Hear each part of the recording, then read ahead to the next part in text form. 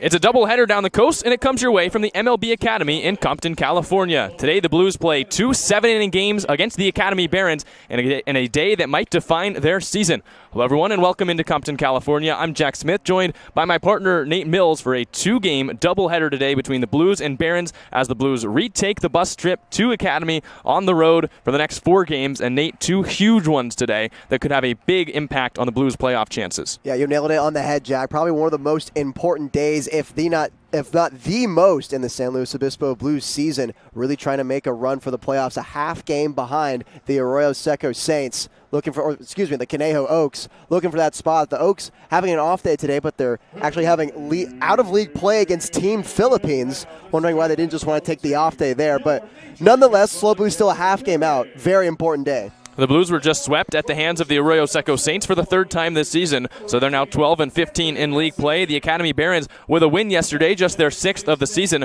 are 6-22, and this is the first doubleheader for the Blues this year, so unprecedented territory for a team that needs at least 1 win. I think they'd love to get 2. If you're able to win 2, you could leap back into a playoff spot. If you lose 1 or both, the season could come crashing down for the Blues. They got lucky with the Barons beating the Oaks last night, otherwise it might have been 1.5 games back, but instead the Blues a half game back at the Oaks, who are 14-16, and a chance today to pick up 2 wins against a team they're 3-1 against so far this summer. Yeah, it goes without saying, getting 2 wins in the doubleheader, very important for the Blues in this season so far. The Blues ready almost for first pitch. First pitch here is going to be 2 p.m. The second game will start at 5. The Blues got on the bus today from San Luis Obispo at 6 a.m. down the coast, stopped in Oxnard for McDonald's breakfast, the only spot that was open, and now they're here at the Academy trying to win 1 or 2 here against the Barons. The Barons have struggled this summer, but as we mentioned, that win yesterday night, a big one for them, and it was a big one for the Blues as well. The Barons beat the Oaks by a score of 8-2 as the Academy really dominated the entire way. And so there we go, a half game back of the playoff spot. The Blues have 8 games to go the next 8 days. This the first of 2 doubleheaders. Still 7 out for the playoff spot for the Academy Barons, but you don't like to see them catching fire if you're San Luis Obispo. Especially they're very thin on pitching today, mostly today. We've seen position players come into the 6th inning in high leverage situations, so the offense is really going to have to come through today for the Blues. A low amount of players in general, pitchers especially thin, as they have been for the last couple of weeks. We got on the bus, Nate, 12 players, 4 pitchers, so the Blues are going to try and piece together 2 different lineups today and hopefully win 2 games here at the Academy. We're going to take a step away, then we'll be back with first pitch and national anthem on the way here from the SLO Blues Streaming Network.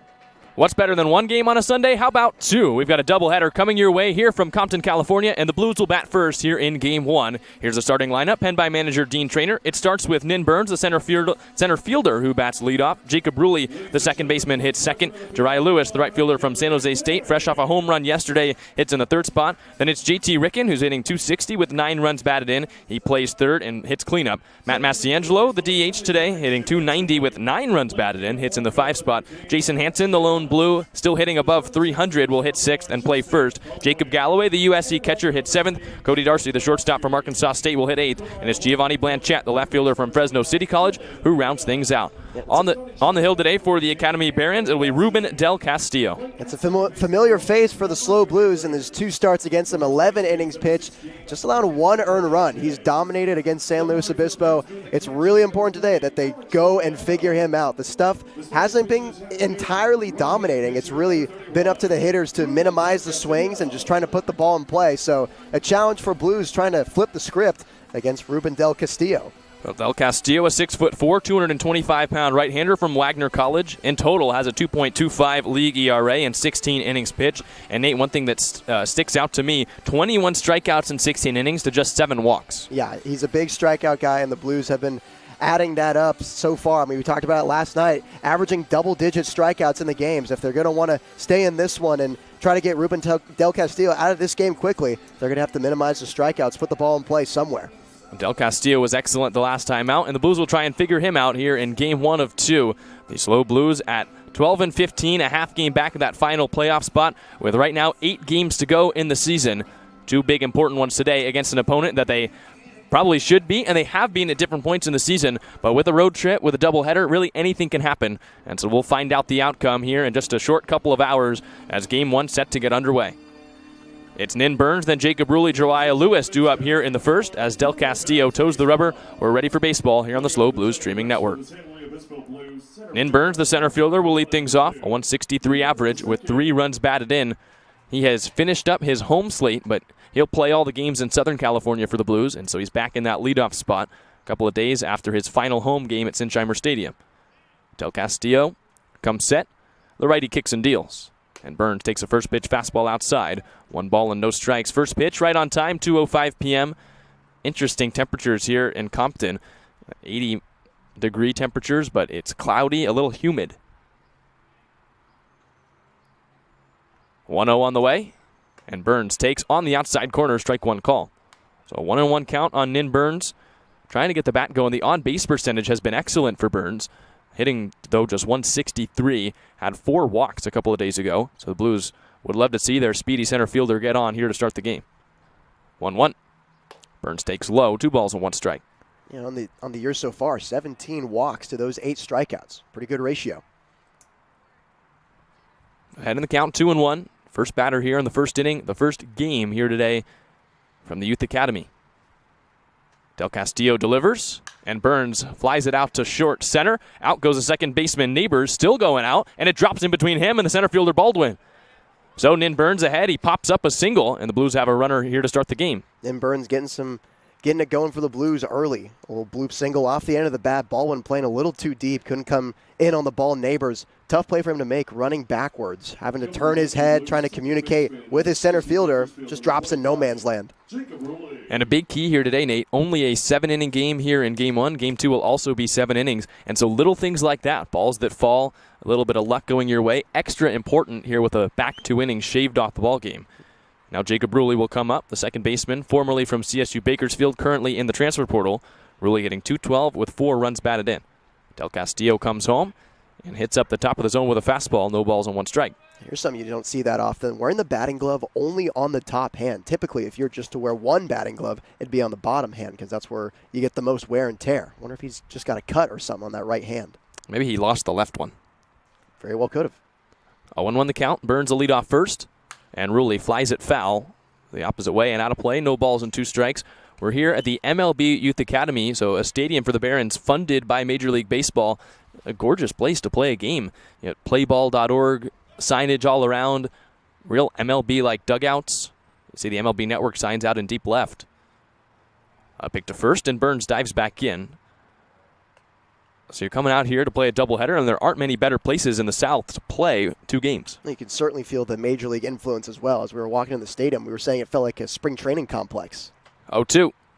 Rulli pops it up, throws the bat, missing that batting glove. Yeah, that's why people usually wear it on the bottom hand.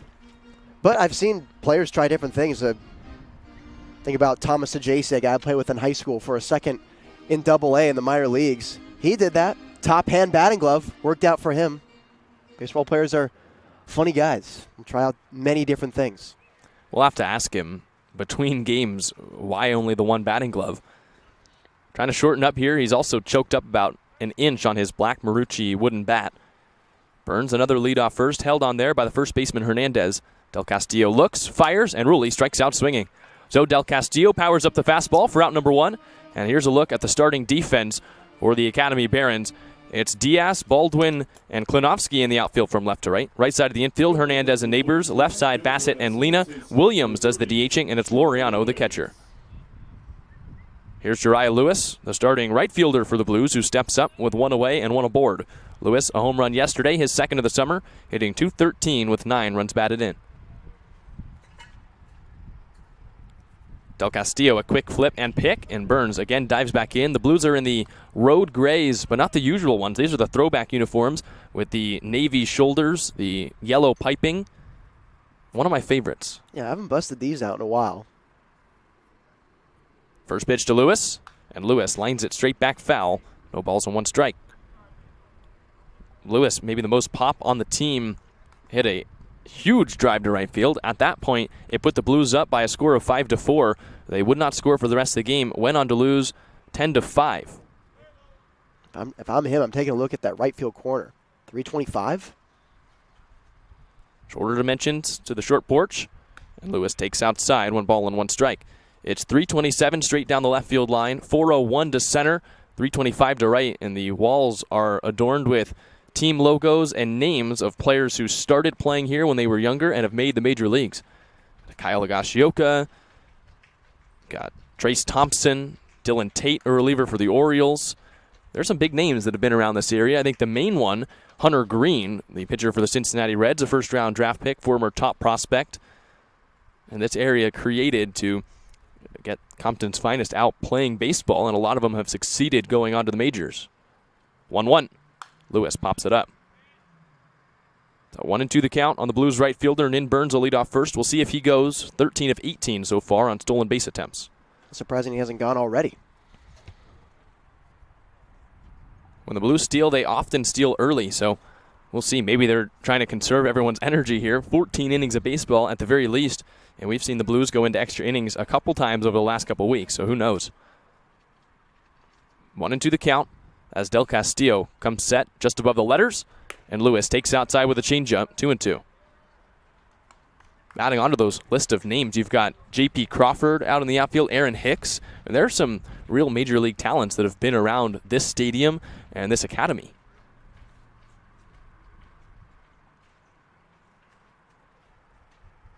Burns a regular size leadoff first as Del Castillo delivers. Lewis bounces it on the ground, foul down the first base line, and the count stays 2-2.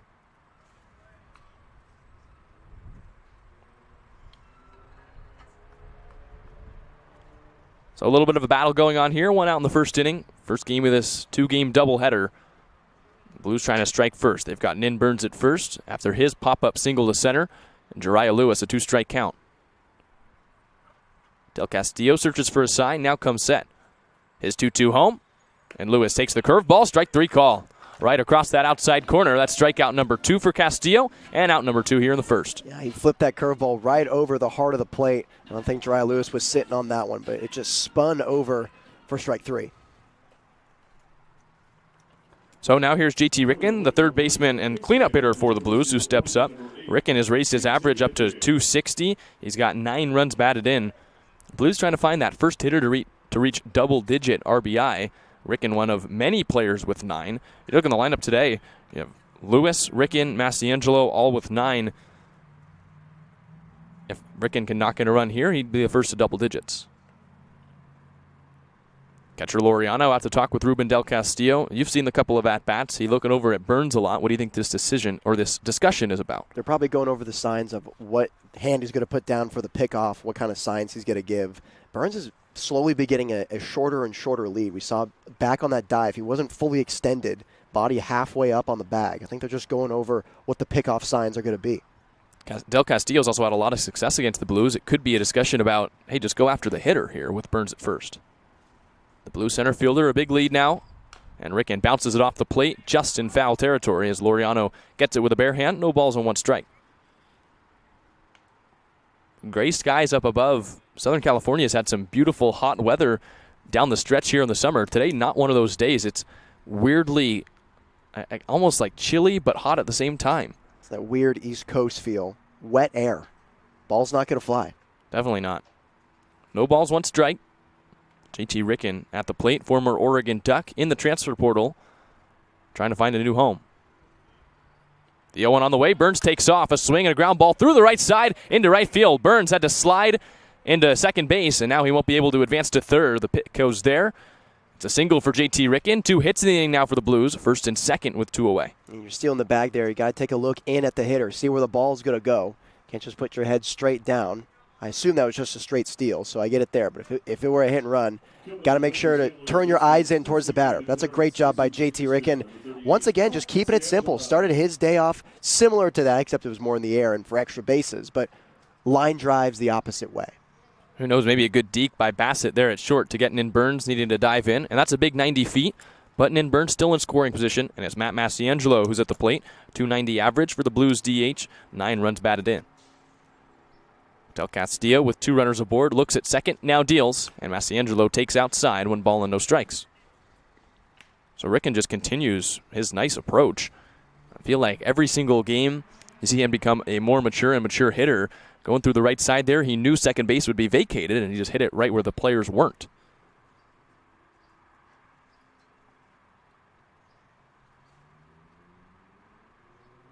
One-0.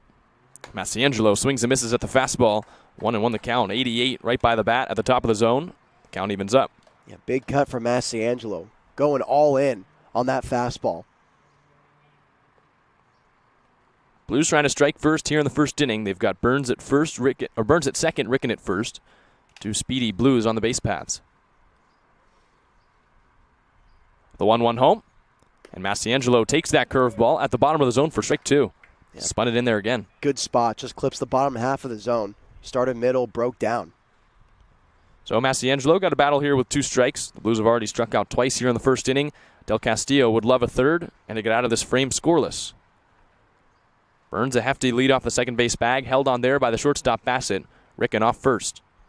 The 1-2, and Massiangelo leaves the changeup low. 2 balls and 2 strikes. Jason Hansen on deck if Massiangelo can extend this first inning.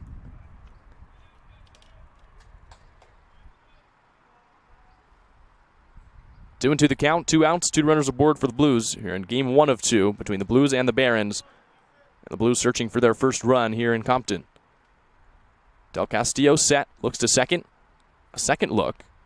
Now a third, and he brings it home. Massiangelo wanted time, he doesn't get it, and he fouls it off to stay alive. It's a good job spoiling off that pitch.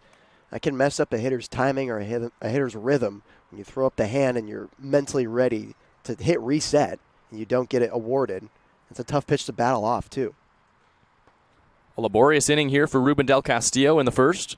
Trying to search for that third out. He was so dominant against the Blues that this, even if they aren't able to score, will feel like a win for SLO that they're getting pitches out of Del Castillo. But they'd love a run. 2 runners aboard, 2-2 count. Del Castillo shakes and finds his sign. And now he delivers. Massiangelo takes outside and the count moves full. So now a full count with 2 outs. Both Blues base runners will be off with a pitch. Burns will take off for third. Ricken will be off for second.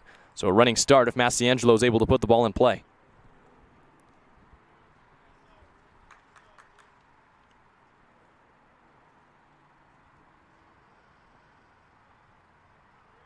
Del Castillo finds the one he wants. Comes set. And delivers. Both runners on the move. Massiangelo takes a little too high. He checks his swing and draws a walk. The bases are loaded, and here comes Jason Hansen. That is a great at-bat from Matt Massiangelo to continue the inning and to load up the bases. This kid refuses to strike out. He's got 14 walks to his 1 strikeout. Incredible. And Del Castillo wasn't happy with the call, and he's got reason to be upset. That pitch was completely in the Statcast strike zone, so Matt Mastiangelo maybe got away with one there, but good understanding of the zone, and he gives his teammate Jason Hansen a bases-loaded opportunity here with 2 outs in the first, as now Del Castillo pitches with a runner occupying every base. Pitch to Hansen, and Hansen takes inside with a fastball, 1-0. The first baseman from UC Davis, the only Blues still hitting above 300, a .318 average with 6 runs batted in.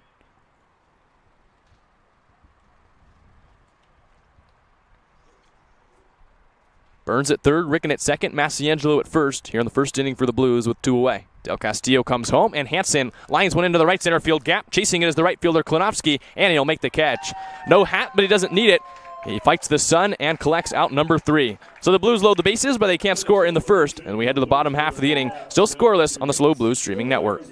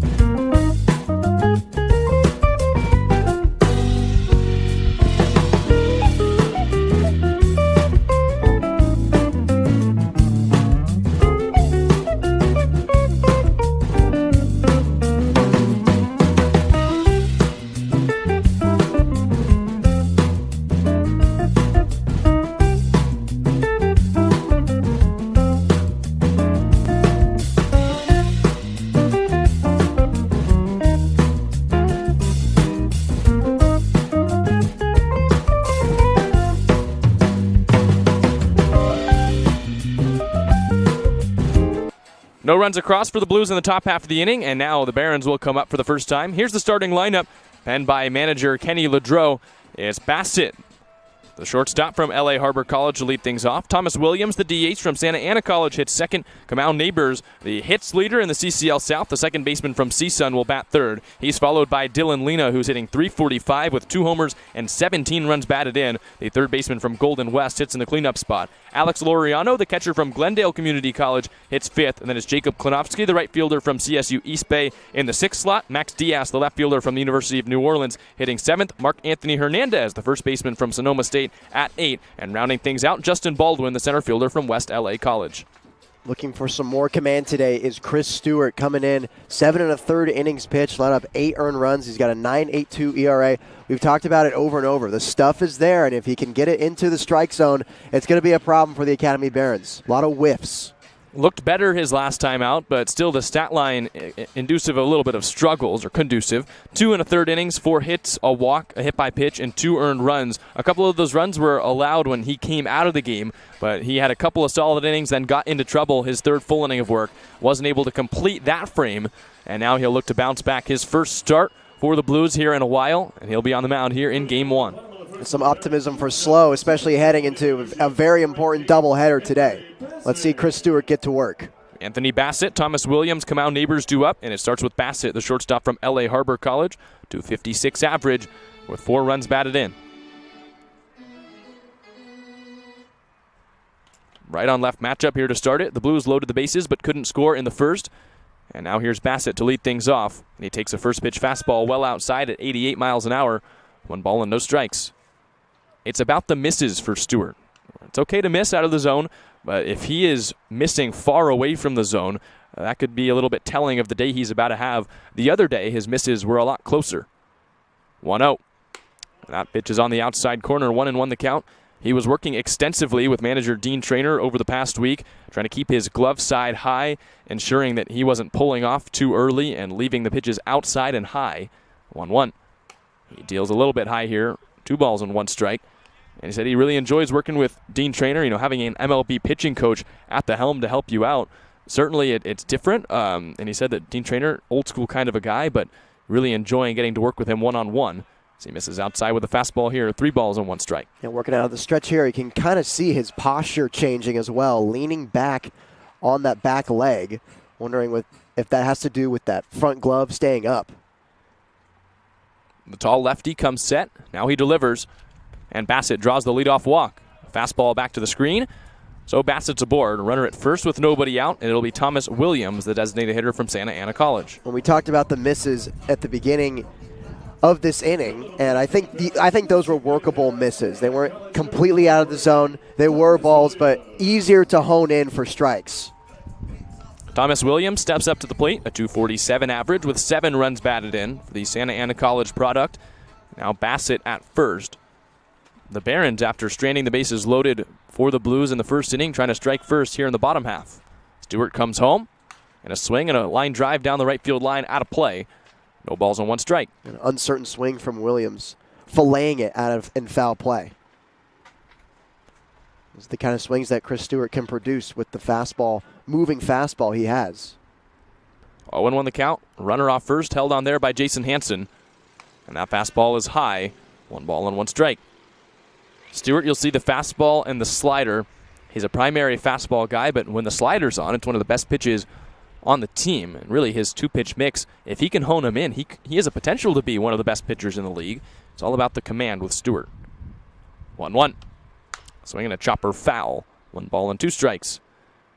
In his life before, his fastball topped out at 96. We've seen it in the low 90s, mostly upper 80s here this summer for the Blues, as he didn't get a lot of experience at Texas, so the arm maybe not in peak condition as it was earlier in his life pitching in the Dutch major leagues, but certainly the stuff has always been there, not a question about that.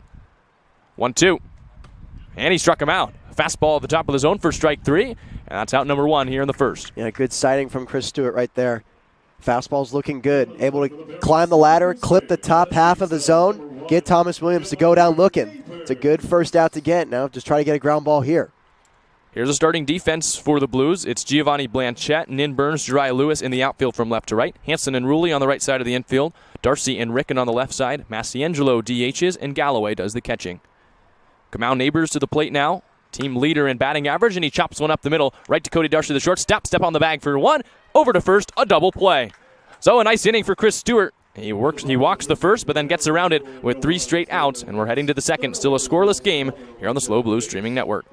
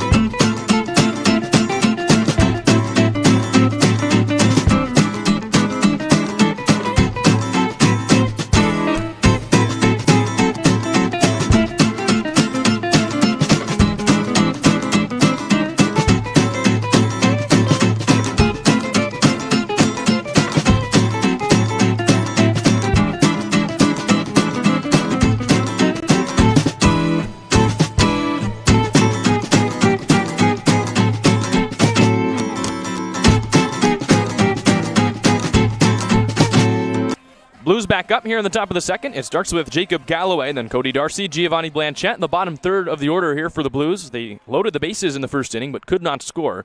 And after a scoreless 1-2-3 frame from Chris Stewart, slow back up to the plate. Here's the catcher from USC, Jacob Galloway, to lead things off. Swinging a hot bat as of late. Had a sac fly and a double the other day. Hitting 111 now with a league run batted in. Blues knocking in 2 hits of their own at the top of this game. Just unable to capitalize. Not much Jason Hansen could have done, though. Struck it pretty well to right field. Jacob Galloway, first pitch swinging. Behind on the fastball. No balls and 1 strike. That one 85 miles an hour out of the hand of Del Castillo, who worked 6 no-hit innings the last time out against the Blues, but 2 hits and a walk in the first.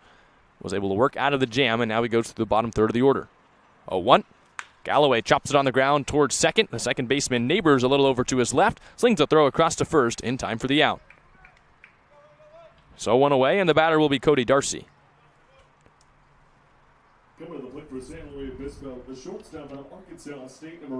Cody Darcy, the shortstop from Arkansas State, a 179 average with 3 runs batted in for the right-handed hitter. Comes up here, 1 out in the second as the Blues try and strike first in game 1 of this 2-game doubleheader. Darcy to the dish, and Del Castillo comes set. Right on right matchup here with 1 away. Del Castillo delivers, and it's a curveball high for ball 1.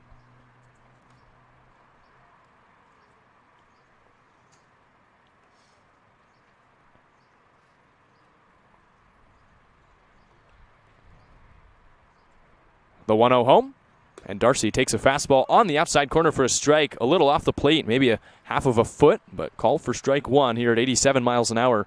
And the strike zone, something the Blues will have to get used to. They've had some problems with the league strike zones as of late, but control what you can control, as I'm sure the mantra Dean Trainer's going to with the team. And that curveball's on the inside corner, 1 and 2. And take a look at that curveball once again. It's not going to bite at you. It's going to float in there, plop into the strike zone. Hitter's got to wait on that one. Now 1 and 2 the count on Cody Darcy, the shortstop from Arkansas State. Battle up with 2 strikes. Pitch on the way, and Darcy takes the fastball out. That one further out than the one that was called a strike, so Darcy a 2 and 2 count.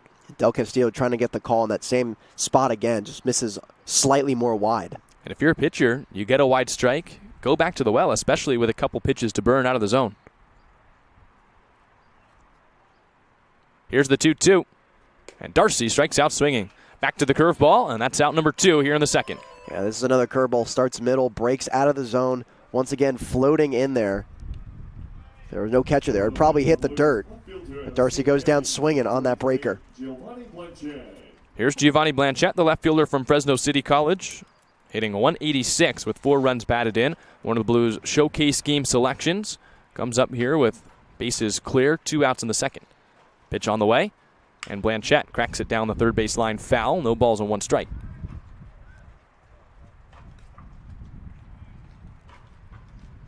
Blanchette, the 9-hole hitter, trying to start a 2-out rally here for the Blues.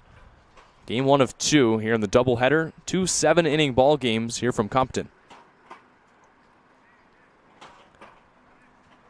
Del Castillo set from the stretch. He kicks and deals. And Blanchette hits a high towering shot deep to center.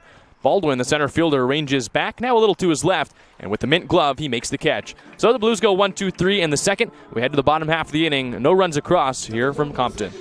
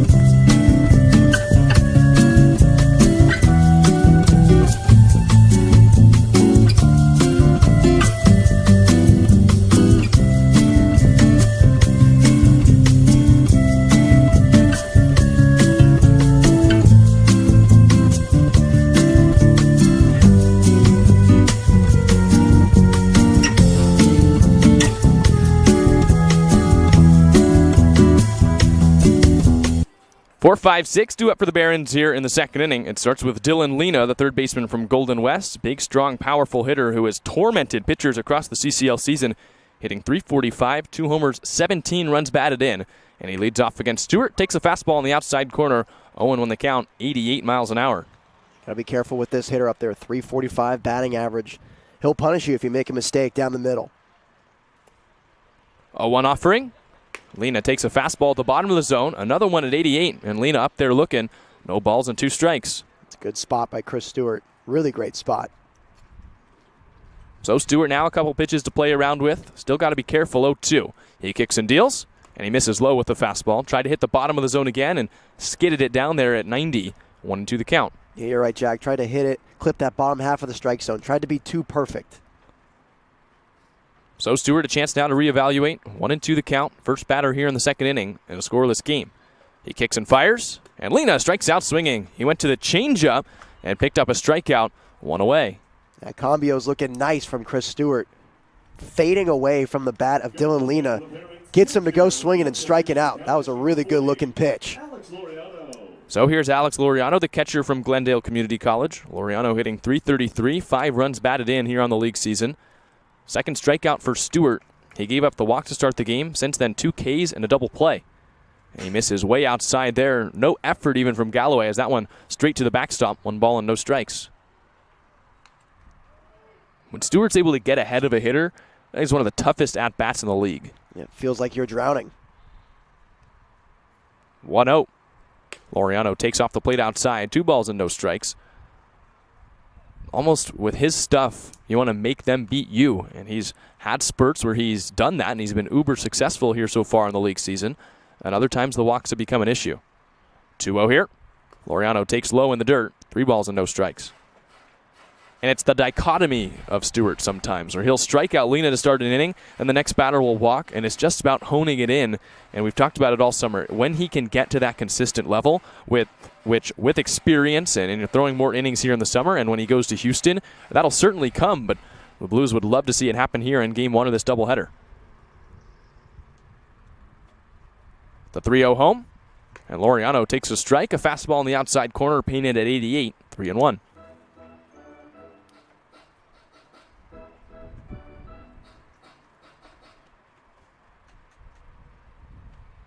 So the count now 3 balls and 1 strike as Stewart comes home. Laureano takes in the dirt, bounced about a foot in front of the plate, and that's the second walk for Stewart. Runner at first with 1 away. And now working with a base runner here, trying to get too flustered. You got to build off the at-bat you had against Dylan Lena. You know, the command wasn't quite there for Laureano. We talked about the dichotomy. I think that's something he's been able to hone in the more outings he has had this summer. I think we've seen a lot of improvement from him. Now he's going to get some work against Jacob Klonowski with 16 RBI on the season. Big run producer here in the Barons lineup. This middle of the order, if you were to look at it in a snapshot, looks much better than a 6-22 team where you've got Neighbors, Lena, Laureano, and Klonowski who are all destroying the ball here in league play. 286 average, a home run, 16 runs batted in for Klonowski. He takes a first pitch slider out, 1-0. The problem is sometimes the fringe of the lineup and the pitching and defense for the Barons so far in the league season. They've always played the Blues tough. Certainly will not be an easy 2-game stretch here. Stewart delivers, and Klonowski takes a fastball low. 2 balls and no strikes. That one right in the 50-50 zone, about half the ball in the strike zone, half the ball out. But Stewart, with the erratic command, doesn't get the benefit of the call. So now a 2-0 count on a dangerous lefty. He deals, and Klonowski takes outside. 3 balls and no strikes. No stolen base attempts for Alex Laureano. Not sure if we'll see him go. The catcher leads off first. Stewart trying to avoid walking his second straight as he comes set, brings it home, and he spots up with a fastball right over the heart of the plate at the bottom of the zone. 3-1. Klonowski, the 6'2", 220-pound left-hander from Cal State East Bay, Upland, California native, will be a junior this next season at East Bay. 3-1 offering. And Klonowski takes way high. The second straight walk for the Barons. First and second with 1 out. And Galloway will go out to talk with Stewart. And Galloway just trying to calm down his pitcher, making sure we'll get on the right page. I'm sure Ruli's walking over to do the same exact thing. Just trying to hit reset. And he started off the inning so well. Just want to go back to those pitches that were working. Example, the changeup. The batter will be Max Diaz, the left fielder from the University of New Orleans. 2 runners now aboard with 1 out in the second. Barons looking to strike first and win for the second straight day. Diaz hitting .188 with 8 runs batted in so far on the league season.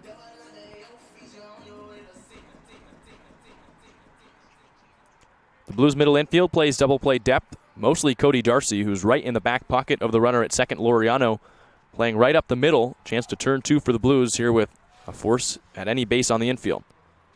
First pitch of the at-bat, and a fastball on the outside corner to perfection. No balls and one strike. The heater consistently at 88 for Stewart. We saw the one at 90 that was in the dirt, but consistent with the velocity, trying to become consistent with the location. 0-1. Swing and a tapper back into the glove of Galloway, and now Stewart ahead of the hitter, 0-2. It's almost like Galloway went out there and just said, go at him with the fastball.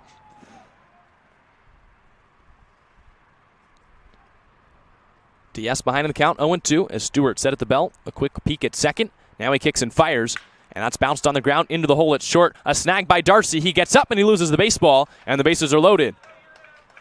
Would have been an excellent play from the Arkansas State shortstop. Just couldn't hold on to it in the leather. And now a runner at every base. Diaz aboard in an 0-2 count. Yeah, good effort ranging to his right. Happened on the transition. Cody Darcy trying to flip the ball into his throwing hand and get it over to second base for maybe a double play, but had some trouble on the transition. Everyone's safe. First hit for the Barons, and it comes in an 0-2 count. So a nice battle there by Diaz. Now an RBI opportunity for Mark Anthony Hernandez at the plate with the bases juiced. Laureano at third, Klinovsky at second, Diaz at first, and a first pitch fastball on the outside corner, 0-1. So Stewart was able to get the weak contact on the ground ball to short. Could have been a double play ball, but Darcy too far up the middle.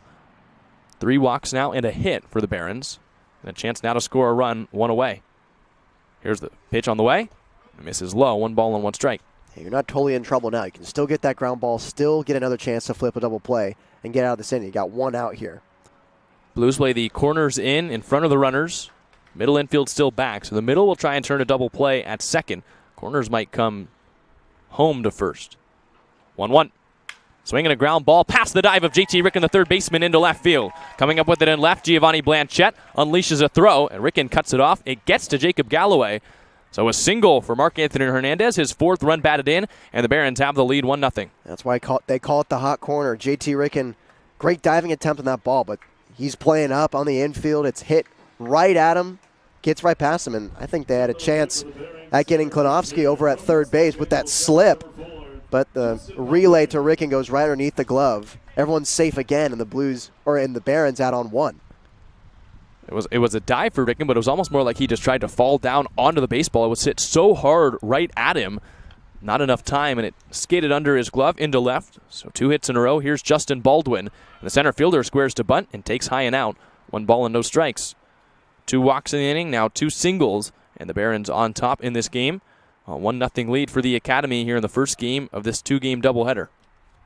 Justin Baldwin, the center fielder from West LA College, a .269 hitter, 2 runs batted in. Stewart from the windup, and Baldwin takes outside, 2 balls and no strikes.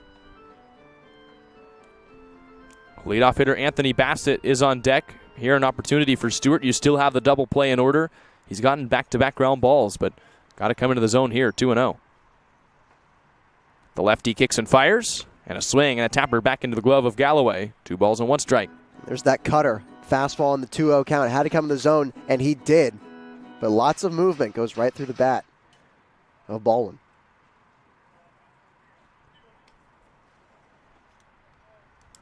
Two-one offering. Baldwin laces it into deep center. Camping under it is Nin Burns as it flies right to him. His throw will go to third. Tagging and scoring is Klinovsky. And this runner at second, Diaz, stops there. So it's an RBI sac fly for Justin Baldwin. A 2-0 lead for the Barons. Yeah, well, they get another out here. 1 out away from getting out of this one and minimizing the damage. They had bases loaded. Nin Burns, there's not much you can do. Klinovsky was going to score on that fly ball anyway. But now it's 2-0 Barons. 3rd league run batted in for Justin Baldwin. Klinovsky around to score. And now back to the top of the order, Anthony Bassett, who walked his first time up. The shortstop from LA Harbor College comes with 2 runners aboard. Now 2 outs in the inning. And the Barons up by 2 runs. Stewart deals, and a swing and a miss. Power that fastball by him at 90. No balls and 1 strike. Bassett, a .256 hitter, 9 runs batted in. The Barons still have Diaz, the runner at second, Hernandez, the runner at first. So a nice inning here for the Barons in the second. Chris Stewart trying to end it, keep it just the 2 runs across. The new Houston commit comes set at the belt. Now he kicks and fires. A pop up, first base side, out of play. 0-2 the count. And when Stewart comes in the zone, the Barons are ready. They're swinging at strikes. I think that's got to be what the game plan has to be. Try not to be too perfect on where you place your pitches. As long as you get over the heart of the plate, just bet on your defense. 0-2, 2 outs, 2 runners aboard, 2 runs in here in the inning, and the pitch on the way. Bassett cracks it foul into the hole of his own dugout, and the count's still 0-2. Yeah, way out in front on the slider. Try to get him to whiff at it, but barely taps it into the dugout. The slider is still 80 miles an hour from Stewart, so not a lot of velocity drop on that pitch. There are some guys that would kill for an 80-mile-an-hour slider. Stewart sets to the belt. Deep breath and a pitch, and a crack into right. Heading back is the right fielder, Jariah Lewis. He now camps under it and makes the one-handed catch. So 2 runs across for the Barons. We're through 2 full innings here in Compton, and it's 2-0 Barons.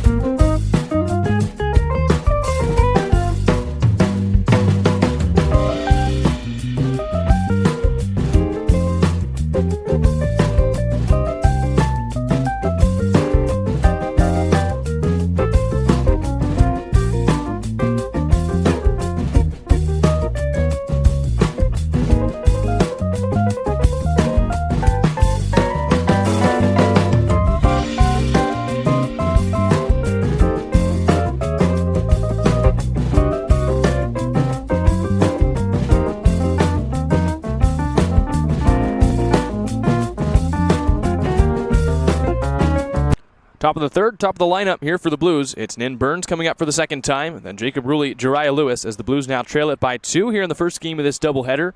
As Del Castillo now pitches with a lead, he looks in at Nin Burns, who singled and made his way all around to third his first time up. He takes a curveball low, 1 ball and no strikes. Looking to be a rally starter again. Bloop single to start off the game, making his way over to third base. The next step is getting him in.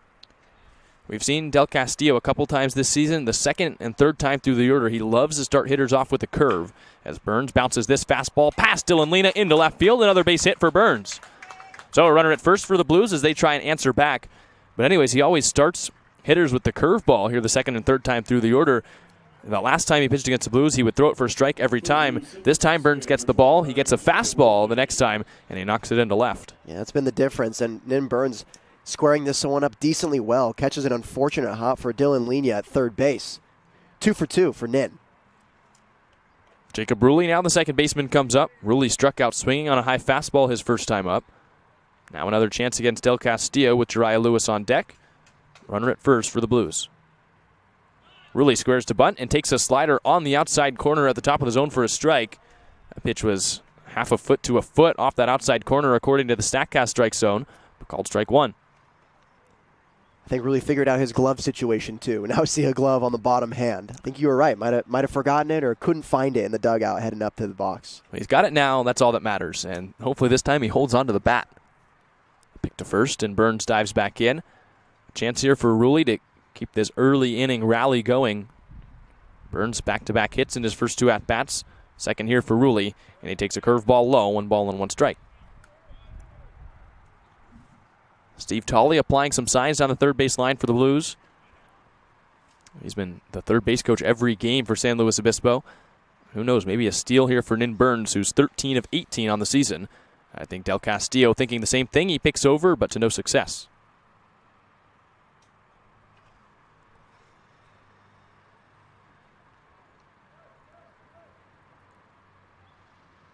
One. Rulli pops it up. Straight back. The catcher Laureano ditches the mask, running towards his own dugout. It's Lena, the third baseman, who will make the catch in time for out number 1. Tough break for Jacob Rulli. He gets a fastball up in the zone, goes after it when he knows he can crush, just slightly under it. Dylan Lee is there for the pop out. So here's Jariah Lewis, still a runner at first for the Blues, 1 away. Jariah Lewis struck out looking in the first, hitting just above 200, 2 home runs, 9 runs batted in for the right fielder from San Jose State.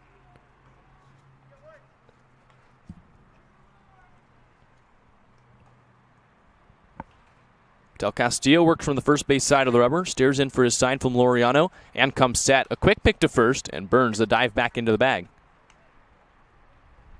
Del Castillo, the moves getting faster and faster here with the speed of Burns at first. Wants to be careful. Doesn't want to let the Blues get a runner in scoring position. First pitch of the at-bat, and Lewis takes the changeup outside, 1-0. Yeah, thinking about him for sure. Nin Burns hasn't quite gotten a steal lead yet. If anything, the secondary is bigger than the primary lead. Burns is 13 of 18 on stolen bases, so he's got the most steals on the team, but he's also been caught the most times. Another pick to first. Burns, not even a dive back, just leaps back to the bag, and he's in there safely.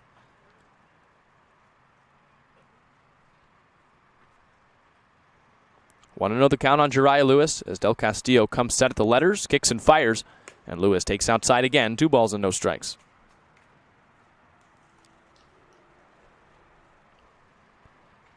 Jariah Lewis, who leads the team in league home runs, picked up his second yesterday, hit a 420-foot blast out in Conejo. Yesterday's just under 400 feet deep to right to put the Blues on top. 2-0, and Lewis takes low. 3 balls and no strikes. Yeah, missing downstairs with the fastball.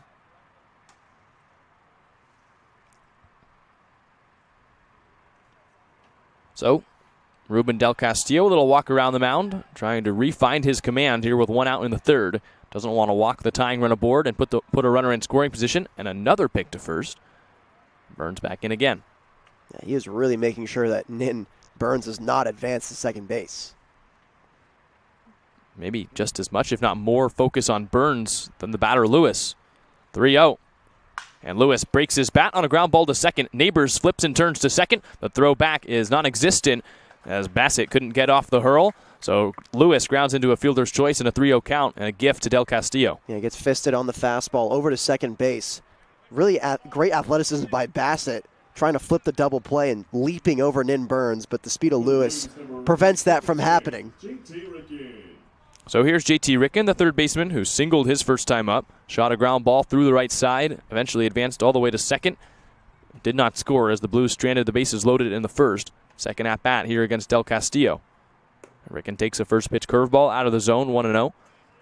Del Castillo hasn't had a first pitch strike this inning, but he still can get out of it with 1 more out here in the third.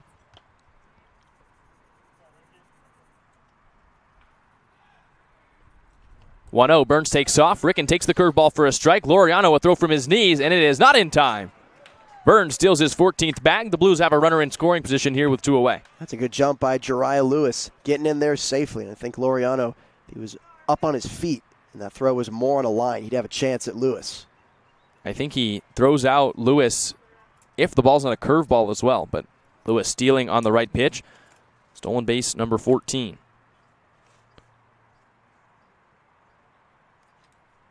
So now 1-1 the count on Ricken, a chance to knock in a run. And he takes the curveball low, a big hop off Laureano, and it scoots high in the air and bounces right back to him. Lewis all the way around to third. Might have had a chance at home if the ball squirted away a little further. Yeah, now Ricken looking for a chance for be the first Blue to get in the double digits RBIs. We've talked about it before. It's a guy who's seeing it well, really liking his mature approach, minimizing the swing.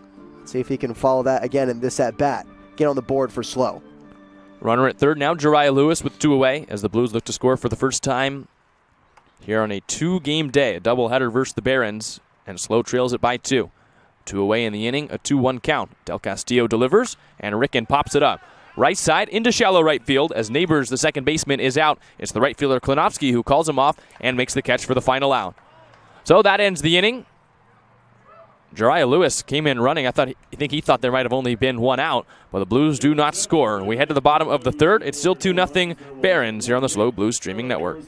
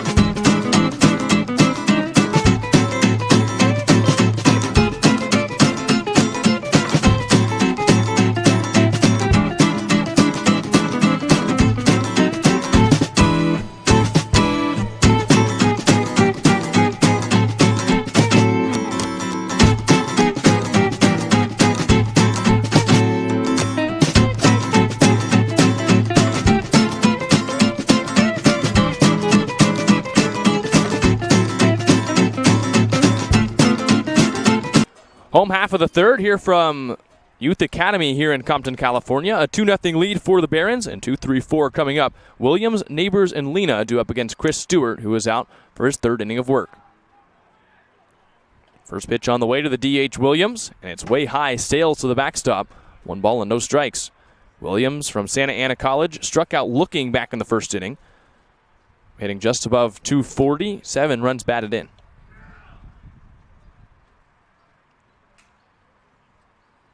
Stewart sets the belt from the windup. His 1-0 offering is inside with the fastball. 2 balls and no strikes. So we saw Stewart, the command, start to wane a little bit last inning. He walked 2, gave up a pair of hits and a sacrifice fly for the Barons to score their 2 runs. Trying to reel things back in here in the 3rd. 2-0. Williams takes a fastball center cut for a strike. 2-1.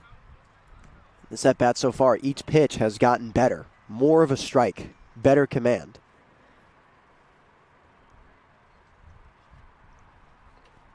Now the 2-1. Williams hits a soft liner over the head of Rulli into right field, a base hit. So it falls in front of Jariah Lewis. Williams scrambles around the first base bag. He's got a leadoff single here in the 3rd. It's little hits like those that bug you as a pitcher. Some soft contact into shallow right field. Once again, in no man's land. There's nothing Rulli can do, nothing Jariah Lewis can do. Just let it fall in between them. Here's come out Neighbors, the second baseman from CSUN. Neighbors, despite his team high batting average, CCL South high batting average, coming into this game hitting .387. He grounded into a double play on the first pitch he saw in the 1st inning. Now a redemption chance. And he takes a first pitch fastball high, 1 ball and no strikes. Neighbors, a second baseman from CSUN, has just been hitting everything he's seen so far in the league season. Now 11 for his last 20 at the plate. 1-0. And Neighbors takes the high fastball for a ball. 2 balls and no strikes. Leads the CCL South in hits. The Durham, North Carolina native stands at 5'10", 170 pounds. Huge bat-to-ball skills. 2-0 on the way, and Neighbors takes it high. 3 balls and no strikes. Switch hitter batting right-handed against Chris Stewart, ahead in the count 3-0. And a chance here for the Barons to walk a runner into scoring position with nobody out.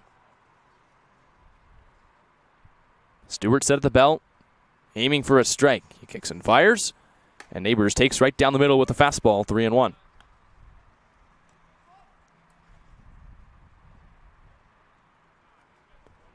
Leading off first, Thomas Williams, and the 3-1 delivery. Neighbors pops it up, foul, back over the screen, 3-2 the count. Chris Stewart working his way back into a full count. There's the opportunity here to bust out some of that gross off-speed he has. Here's the payoff. Neighbors takes to the backstop, sailed it past the left-handed batter's box, and that's the second straight walk here in the third. 2 runners aboard with nobody out. You're seeing the errant fastball go towards the backstop.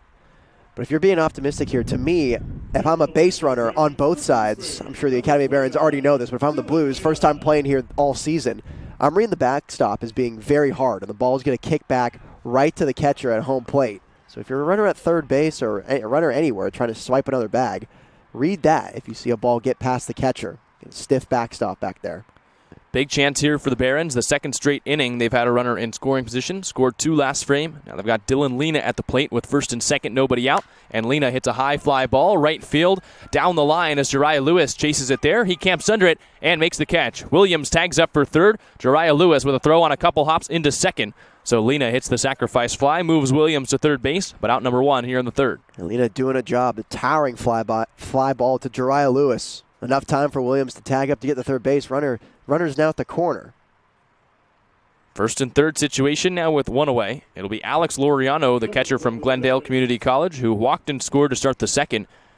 Still a chance here for Chris Stewart to turn a double play up the middle.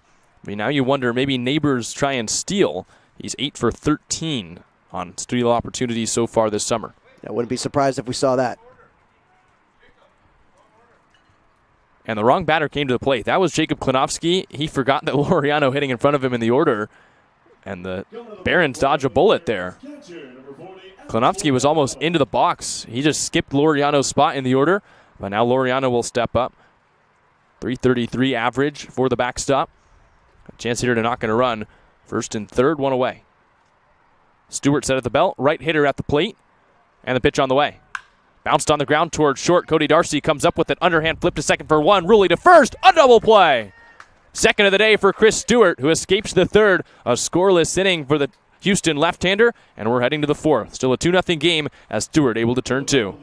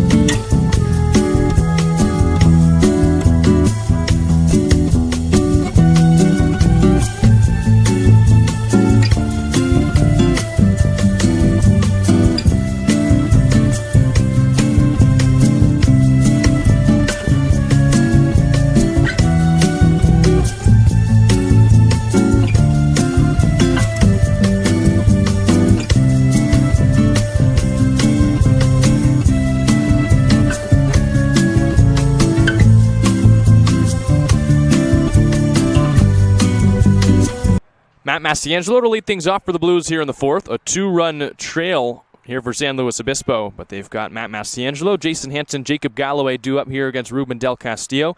Mastiangelo walked back in the first and was stranded there on the lineout by Hansen as the Blues stranded the bases loaded. Second at bat against Del Castillo, and he loops the liner into center, sinking fast, and it falls in front of the center fielder Baldwin. It's a hit for Massiangelo, who continues to raise the average.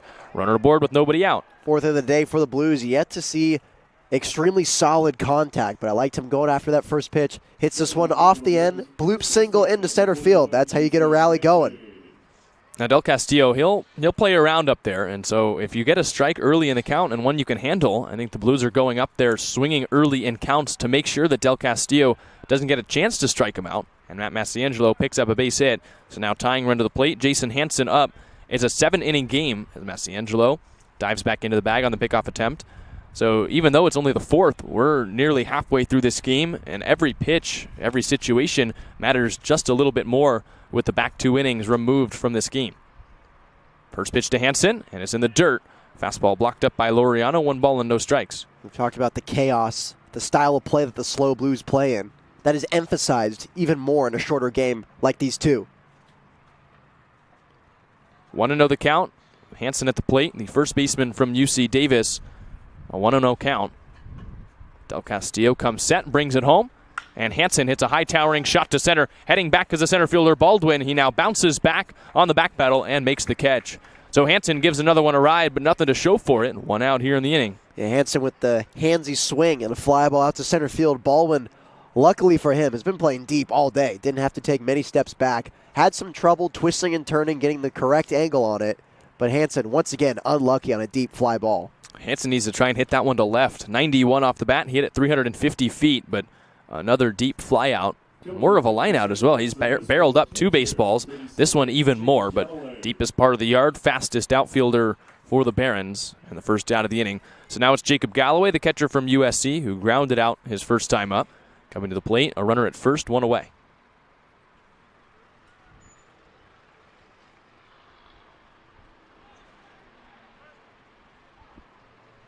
Del Castillo set just above the letters, and a pick to first. Massiangelo dives back in. You know how you say if you start your weekend with a ground out, then you're going to have a good weekend? Yeah. I think if you start your weekend with a line out to center at 90 miles an hour, you're going to have a good weekend. Yeah, you're just jump starting. First pitch from Del Castillo, and Galloway takes way high. 1-0 the count. I also just think you know your swing is tuned up at that point, and you're not getting too big to really try and just kill another ball over the fences if you started your first at-bat of the weekend with a home run. I think you just realize, go up there and do the same thing, and hopefully it'll fall. And for Hansen, 2 straight at-bats. He's hit the ball well, but 2 outs. Del Castillo delivers, and Galloway cracks a pop-up the other way in foul territory, converging Diaz and Lena, and it's Diaz who makes the catch. A crash into the bullpen for both defenders. And tagging up to second will be Massiangelo. An epic catch by Diaz, and now you just hope Lena's all right. The bullpen converges around the star third baseman. They call over the trainers, and we can't see from here above that bullpen sidewall, but Lena's still on the ground.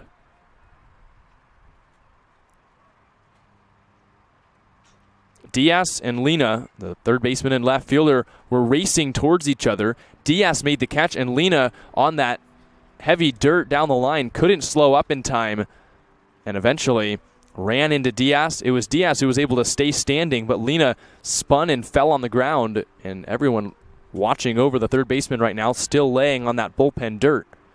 And now he steps up, shakes off his long hair, digs the dirt off himself, seems to be limping around a little bit on one of his legs. Yeah, it looked like there's some lower leg entanglement happening down there with Diaz and Lena somewhere near the shin or the ankle as he was falling down in the bullpen. Coaches and teammates wiping dirt off the third baseman. A slow limp back, as now you can see him come on screen. A dangerous sight here at the academy, and a player that you really don't want to see get hurt. You never want to see anyone injured, but Lena's so crucial to this Barons lineup. And he's walking. It looks like he's going to stay in this game, but a scary sight here from Compton, and it looks like Lena's going to be all right. And that shin is a real sensitive area, but if you just walk on it long enough, you can heal, especially when you're in the good shape that Lena's in. Still walking around. You can see the white pants are now a light shade of brown as he crashed in the outfield with Diaz. Diaz didn't seem to get hurt much at all. He just stood up strongly and never took a crash down, but Lena, who had to really try and slow down, was moving at full speed, maybe faster than Diaz because he wanted to try and get to the ball, whereas Diaz was already there. And Lena takes a spill, but he stays in the game. And now with 2 outs, a runner at second, the batter will be Cody Darcy. So good to see that the Golden West third baseman is all right. And now the 8-hole hitter up for the Blues. And even on the injury, it's a smart play by Massiangelo to tag up from first to second. He puts himself in scoring position. You hate the circumstances at which it happened, but the Blues get the runner at second. And now an RBI chance for Darcy, who struck out his first time up. I'm Darcy. I'm taking a look at that right center gap, maybe having the approach that JT Ricken's been having. Curveball misses upstairs from Del Castillo. 1 ball and no strikes. The center fielder Baldwin and the right fielder Klinovsky playing way apart. So if Darcy can take one of those mid-80s fastballs and send it over the head of the second baseman Neighbors, he could be off and running. It seems like Del Castillo's been feeding him curveballs so far today. 1-0. It's the fastball, and it's outside. 2 balls and no strikes. Chance here for the Blues. And what would normally feel like the 5th inning, maybe the 6th inning, tying run at the plate. A 7-inning game, game 1 of this 2-game doubleheader. And they've got Massiangelo at second. 2-0 offering. And Darcy takes a curveball, belt high for a strike. It's 2-1. Del Castillo, even in a 2-0 count, confident enough in the curve to go to it for strike 1. So 2-1 count here on the shortstop from Arkansas State, Cody Darcy. That's what led to Darcy's downfall on his first strikeout in the 2nd inning. Was the breaker. It's either a take or a whiff right through it. Gets a fastball again that misses below the zone. Now a 3-1 count. And Darcy trying to come through. Came into this game with a 179 average. 3 runs batted in. The former 5th-year Arkansas State Red Wolf, who had an excellent season there, trying to come through his 2nd season here for the Blues. Del Castillo looks back Massiangelo, now spins and throws, but Massiangelo dives back in. The count's still 3-1. In his first season at Arkansas State, Darcy played in all 51 games, hit .270, and OPS at .776 with 4 homers, 46 runs batted in. Blanchette waits on deck, hoping for a chance here in the 4th. 2 looks to second, now the offering, and Darcy cracks a fastball on the ground into the hole at short. Bassett the backhand, long throw across the diamond, and it's by Hernandez, the first baseman, off the facing of the Blues dugout. In to score Massiangelo, Darcy stops at first. It's an error on the shortstop, and the Blues on the board. It's 2-1. The Blues catch a break as there's a ground ball off the end of the back. Slow roller to Bassett. He's got to come up, wait for it to get into his glove, and rush the throw over the first base. Gets right underneath Hernandez. Blues are on the board. So first error of the day for the Barons. Darcy a good job there to put it in play and give the Blues a chance to score. And Massiangelo all the way around from second. So the Blues on the board. And now Gio Blanchette comes up, tying run aboard. Go ahead run at the plate. Blanchette, who hit a deep fly ball to center his first time, looking for a hit here to extend the inning. Darcy lead off first. And Blanchette swings at the first pitch curveball. No balls and 1 strike. And after getting 2 fastballs and being all over them, fouling off the first one, the fly out into center on the second one, gets the curveball first pitch from Del Castillo. 0-1 the count on the newly minted Fresno City College outfielder playing left today for the Blues. 0-1. He gets the curveball and leaves it in the dirt this time. 1 ball and 1 strike. Blanchette didn't play in his freshman season at St. Mary's. With a new coach coming in, entered the transfer portal. He'll head to Fresno City College for what I think he hopes will be a year before he can try and get back to that D1 level. 1-1 the count as Del Castillo comes home, and Blanchette rips a ground ball into the hole at third. A diving stop from Bassett. Gets up, goes to second, and it's not in time. A hit for Blanchette. 2 runners for the Blues with 2 outs. Perfectly placed infield single deep in the hole. Bassett has to dive for this one. Takes him a while to get back up, and Cody Darcy with a great jump getting over at second base on time. And the rally continues. Real nice swing for Blanchette. Saw an 86-mile-an-hour fastball, sent it back out there at 92. Got the barrel on the ball. Couldn't quite elevate, but Bassett a dive to keep it from going into the outfield. So single for Blanchette. The Blues now 2 hits in the inning, as well as the error. And back to the top of the order, and in Burns, a chance to knock in the tying run. Cody Darcy at second. It's a 90-plus coming off the bat. You're seeing the hard contact starting to raise a bit for the Blues. Burns gets that first pitch curveball, takes it off the corner outside, but for a strike. 0-1. Another one of those placements that's half a foot to a foot off the plate outside. Del Castillo gets the benefit of the call. Yeah, looking like it's going to be wide today. And Nim Burns is already up on the plate as it is in his regular stance. Might have to do it a little more. Burns is 2 for 2 with 2 singles. He squares to bunt and lays it down off his body. 0-2. It's the right idea there for Nin Burns, but on the bunt, you got to stick out the bat a little more. It's too close to his body, and that's where you see it bunt right in front of him. When you're laying a bunt down like that, he got at the top of the zone. He had the right hand placement, good angle on the bat. Just stick it out more. So an 0-2 count on Burns trying to come through. The Blues have the tying run at second in Cody Darcy. Go-ahead runner at first, Giovanni Blanchette. And Burns, who hit a pop-up single his first time up, then barreled the baseball for his second hit his second time up. Trying to advance a 2 for 2 day to 3 for 3 and tie this game up. Del Castillo's 0-2. And Burns leaves the curveball outside and in the dirt. A sliding block from Laureano, 1-2.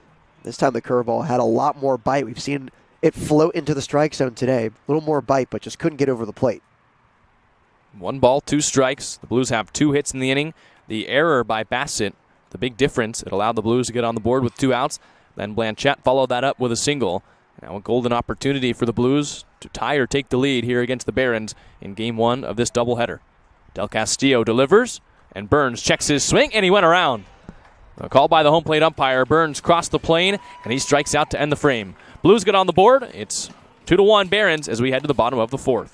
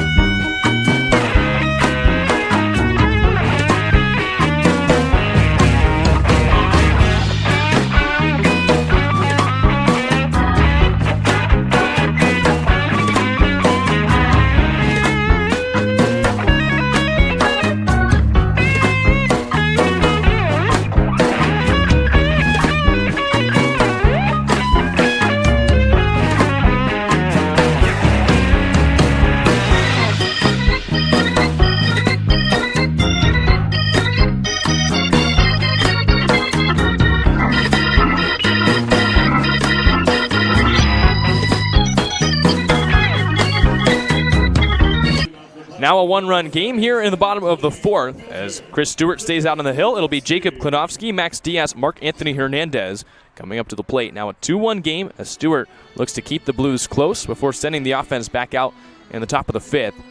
Just a 7-inning game here in Game 1 of this 2-game doubleheader. Blues on the board, but they'll need 1 more on offense, and Stewart looking to keep it just the 1-run deficit. Here's Jacob Klinovsky.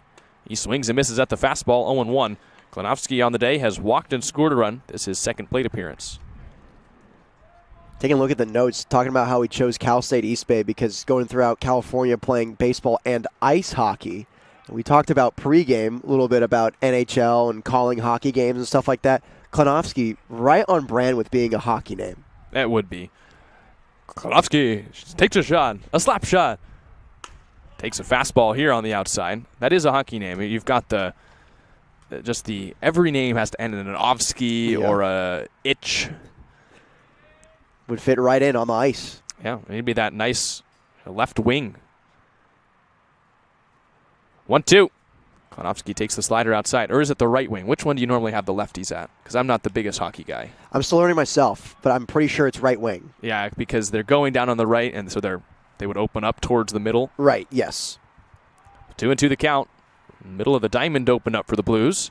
And Klinovsky takes strike 3 call, and he knew it. The slider right past his knees. Strikeout number 3 here for Stewart, and out number 1 in the 4th. That's the slider at its best. It's not the sweeping action, but it's tighter. It's not coming across the entire body. It's coming across the strike zone. It's a great placement by Chris Stewart to get Klonowski looking.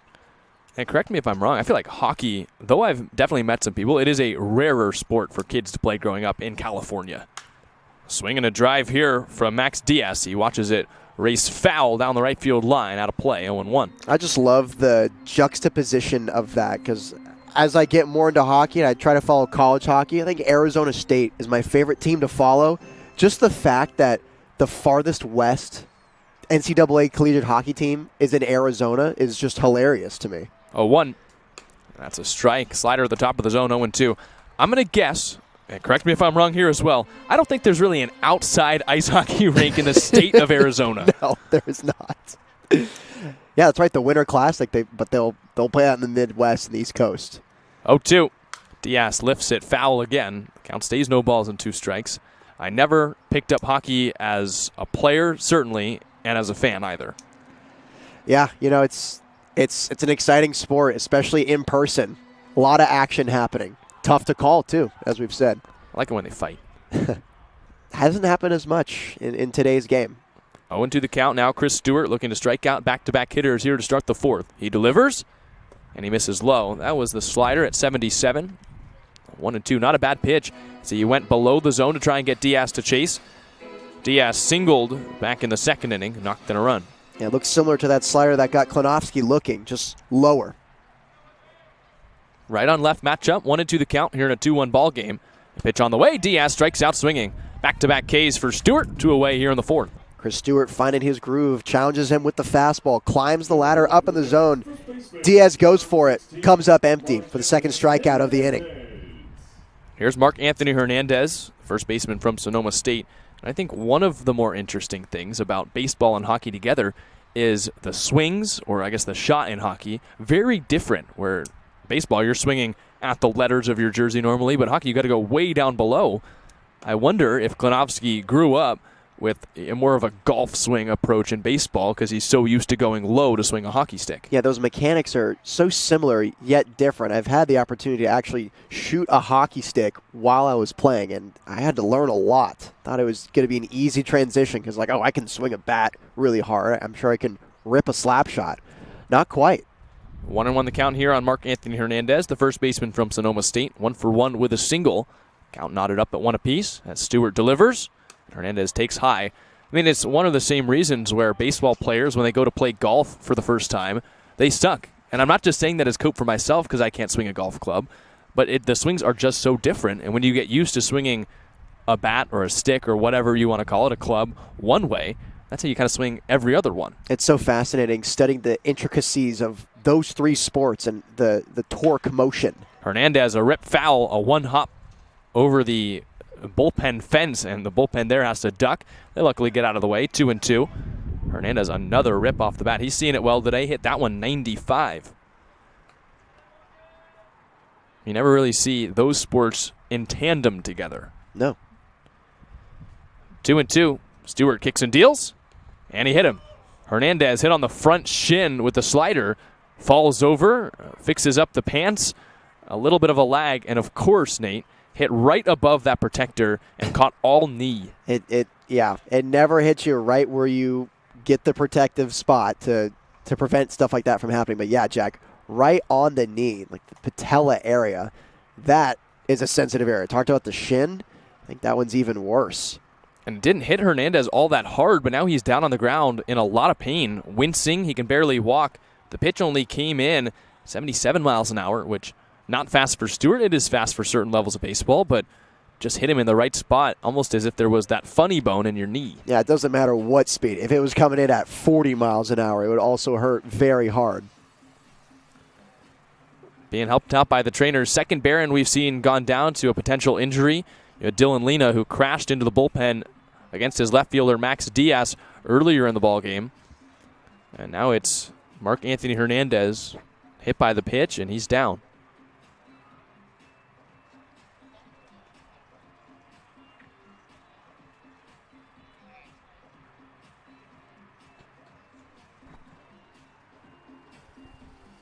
Hernandez seen flexing that left leg, rotating it internally, externally. And now he steps up. He'll take the walk to first. Still walking gingerly, but now a smile on his face. A laugh back to the dugout, and he'll take first base. So a base runner here for the Barons with 2 outs in the 4th. It'll be the 9-hole hitter Justin Baldwin to come up. So good to see another Baron okay. And now we'll see how well he can run on that the rest of the game. Yeah, another scary situation. Both guys who went down, I didn't think were even going to be able to stand up, but luckily, especially now for Mark Hernandez, able to get to first. So here's Justin Baldwin, 9-hole hitter, center fielder from West LA College, a sacrifice fly and an RBI his first time up. Now a chance with 2 outs and a runner aboard, and he swings and misses at the first pitch. No balls and 1 strike.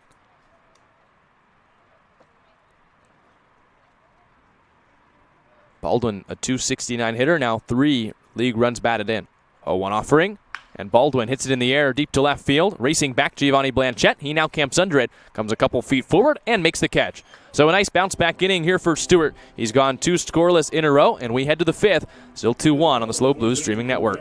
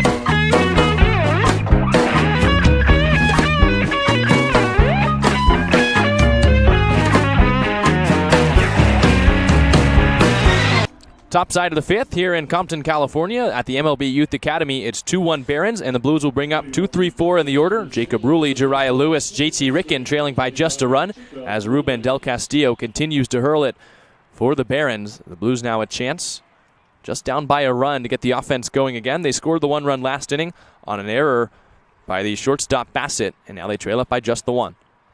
Del Castillo comes home. Rulli shows bunt and then takes a curveball for a strike, 0-1. Rulli so far in the game is 0 for 2. He's popped out foul and struck out swinging. And his last at-bat started out exactly like this one. The one that resulted out in the pop-out was a bunt attempt, taking curveball. Takes another breaking ball on the outside corner. That one less of a vertical break, so I wonder if that's the slider from Del Castillo. But he uses it to get ahead in the count, 0-2. And now Rulli, a little bit of a pause, adjusts the batting gloves, steps out of the box, and now steps back in. Choked up about 3/4 of an inch on his black Marucci piece of lumber. 0-2. Pitch on the way. And that's the curveball low. So Del Castillo continues to back him up with breakers. But now the count 1-2.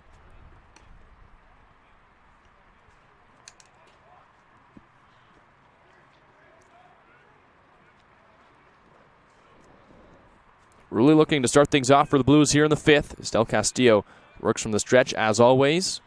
5th full inning of work.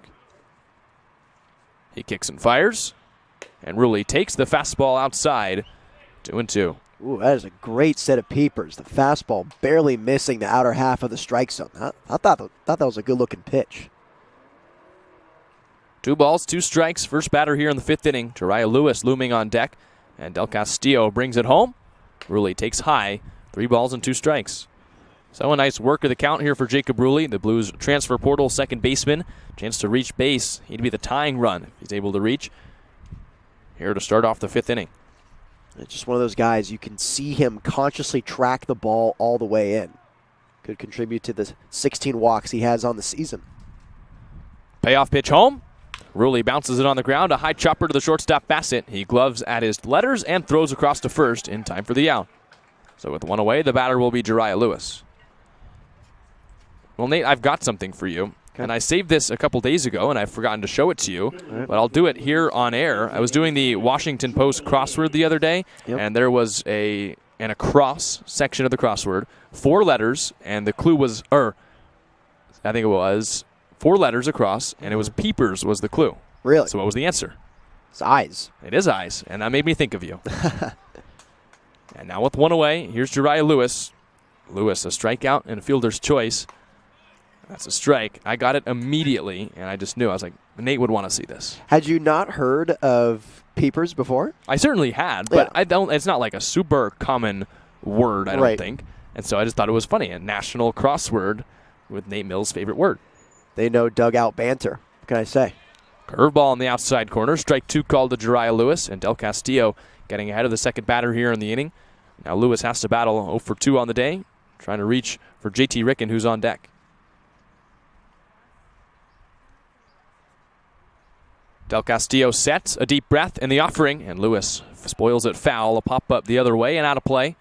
Still 0-2.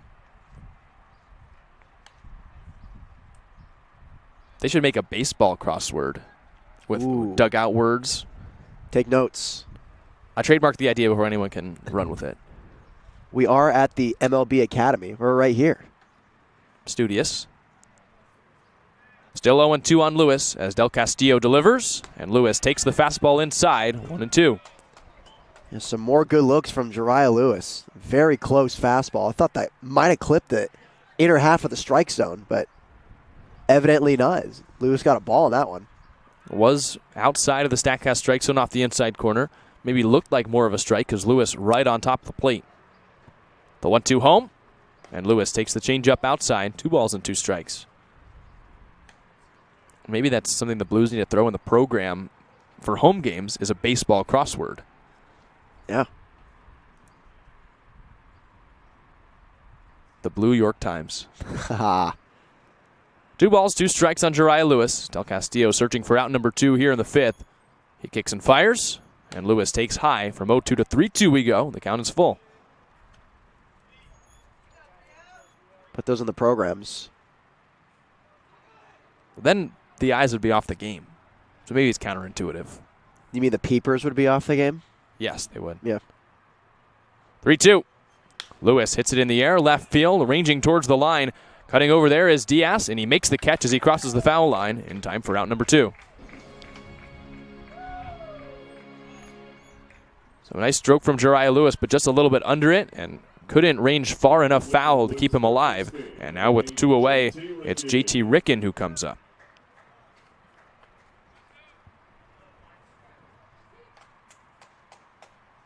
Ricken is singled and popped out here today. That single back in the first, a nice stroke through the right side of the infield. Del Castillo catching a little bit of fire here.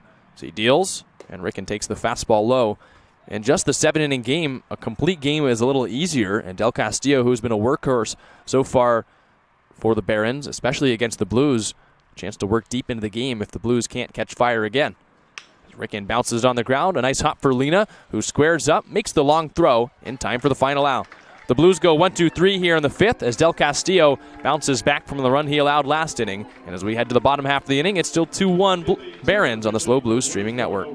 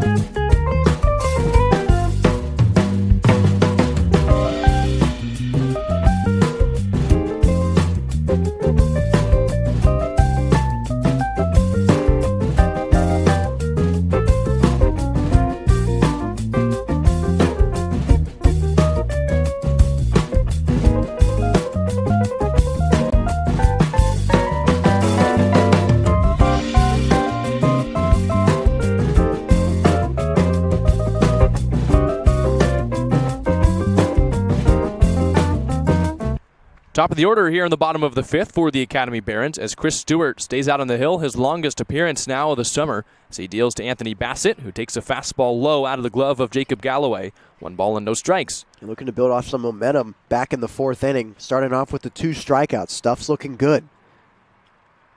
Nice outing here for Chris Stewart, looking to continue with the consistency as he deals.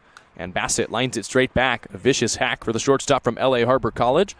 What a foul ball. 1-1 the count. Bassett has walked and flied out here today. He's 0 for 1.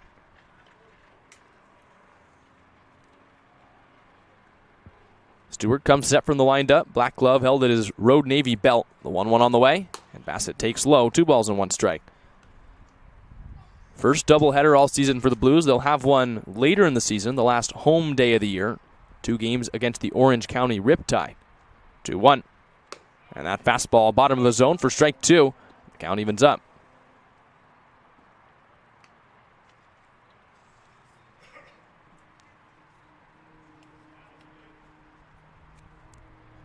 Two and 2 as Stewart from the windup brings it home, and Bassett flies it foul the other way, so the count's still even at 2 and 2.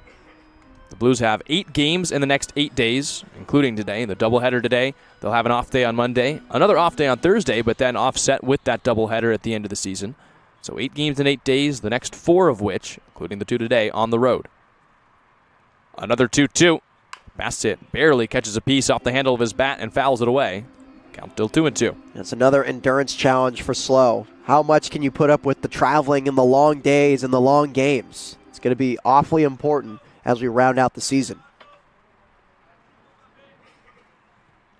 Still 2 and 2 the count. Stewart brings it home. Bassett lifts it foul yet again. First base side out of play. The Blues are 5 and 6 on the road in league play. This is the first trip to Compton here to play the Barons, so they've got these 2 games today. They will return here early next week. Well, the Blues, I feel like they've responded well so far to playing on the road so far this season. Another 2-2.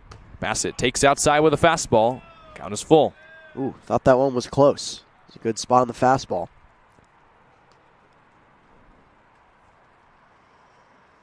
Count full to the first hitter here in the 5th inning. It's Anthony Bassett, the leadoff man.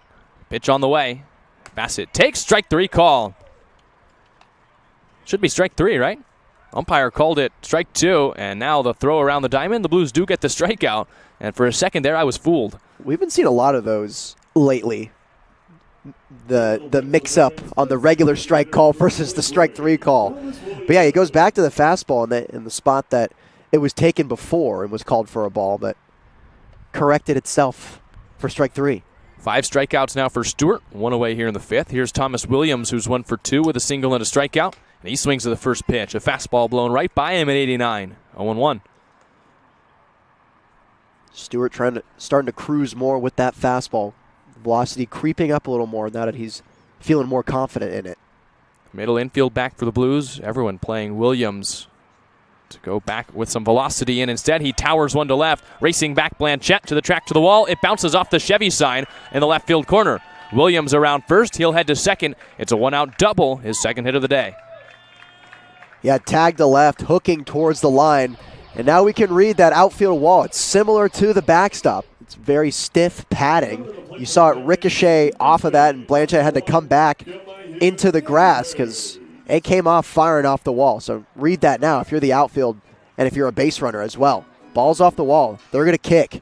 First extra base hit of the day for either team. Williams now in scoring position. An insurance run out there for the Barons, and it's Kamau Neighbors who steps up.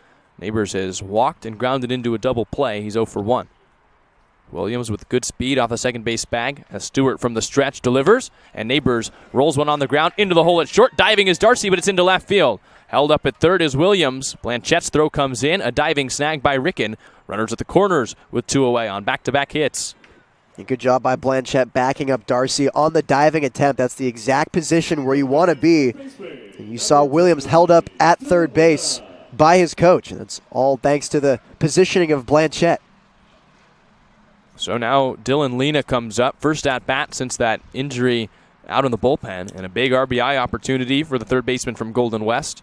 And Dean Traynor will take a jaunt out to the mound to talk with Chris Stewart. We've been told the Blues very thin on pitching. They only have 4 pitchers at all here today. They were wondering maybe if they'll have to go to a position player again, so I'm sure they'll want to keep Stewart out there as long as possible, but Trainer has to prioritize as many wins as he can. And we've got a close game here in the 5th, game 1 of this doubleheader. Trainer discussion with the whole infield. Whenever he goes out there and he doesn't immediately take the ball, the pitcher normally stays out. So you got to figure Stewart is staying in to face Lena. But now the discussion about how to handle the Barons. You've got a speedy runner at first base in Kamau Neighbors, who is 8 for 13 on stolen base attempts. And a runner at third, Thomas Williams, a big run in this game. Yeah, you got one of the most dangerous hitters on the team and also in the CCL South, and Dylan Lena, 17 RBI. Parading number 18 coming up here. Dean Trainer having to talk about it. Trainer departs. The infield heads back to their positions, and it will be Chris Stewart staying out on the hill. Lena is 0 for 2. He struck out in the second, flew out back in the third inning. And now it'll be Chris Stewart trying to retire him for the 3rd straight time. And he's looking to force a non-productive out, either a strikeout, maybe a pop out, or a ground ball double play. Lena with below average speed won't be getting down the first base line uber quick, so the Blues may be a chance if Stewart can roll one on the ground. Neighbors will lead off first, and they pick there. The Blues have him caught up. Hansen fakes a throw to second. Now he'll run at Neighbors, and he lets him get to the second base bag. So Hansen has to be extra careful with the runner off the third base bag, but he lets Neighbors get on to second, and so it's basically a stolen base. Yeah, can't be caught in the middle there in that situation. Just had an entire meeting about it. You had him dead to rights. Got to get rid of the ball. So now the double play out of order, and Stewart will have to find a way to pick up 2 outs without allowing a run. Blues bring the infield in, and I think they're going to intentionally walk Lena. Dean Trainer trying to motion from the dugout. Now Chris Stewart steps off the bag, and they're going to put him on. So Lena gets the intentional walk. The bases will be loaded, and the batter will be Alex Laureano. So double play back in order, force out at any base. But the Blues forced to go to that decision with the pickoff move not working. Yeah, Laureano grounding out in a double play his last at-bat back in the 3rd inning. So Dean Trainer liking his chances, forcing a ground ball here, getting out of this jam. Stewart has that good lefty move. He got Kamau Neighbors, but you can't blame Hansen too much. He needs to make sure the run doesn't come in to score, but the Blues could have had the second out of the inning. They don't get it, and now they need to find 2 more. Laureano, the catcher, at the plate, and the pitch on the way. He takes a fastball inside, 1 ball and no strikes. It's Williams at third, Neighbors at second, Lena at first here in the bottom of the 5th. A 7-inning game, first game of this doubleheader. Stewart back in his windup, kicks and fires. And a swing and a broken bat line drive down the line and out of play. And it's broken in half. Laureano breaks it over his knee, needs a new stick. A 1-1 count. The handle part of the bat, which is the smaller part of the broken bat, looks to be like 4 or 5 inches long, and the entire rest of the barrel makes up the second piece. It easily came off when he threw it over his knee, too. So Laureano, a 1-1 count now. He got ahead of that pitch, but it was just off the handle, so he spun it foul. A walk and a double play today for the catcher from Glendale Community College. Stewart pitching for a strikeout, a pop-out, or what he'd love, a double play. Bases loaded situation, 1 out here in the 5th. Stewart set at the belt. The lefty delivers, and Laureano rolls it foul again off that left foot. 1-2. Yeah, just out in front on the off-speed stuff. Stewart has been good today, trying to finish his outing with a great 5th. Bases juiced, 1 out. A chance to keep it a 1-run game if he's able to get 2 more. Got to be careful here. Any pitch to the backstop could bring in a run. Don't want to hit another batter. You've got some pitches to waste here in a 1-2 count, but Stewart still needs to be careful.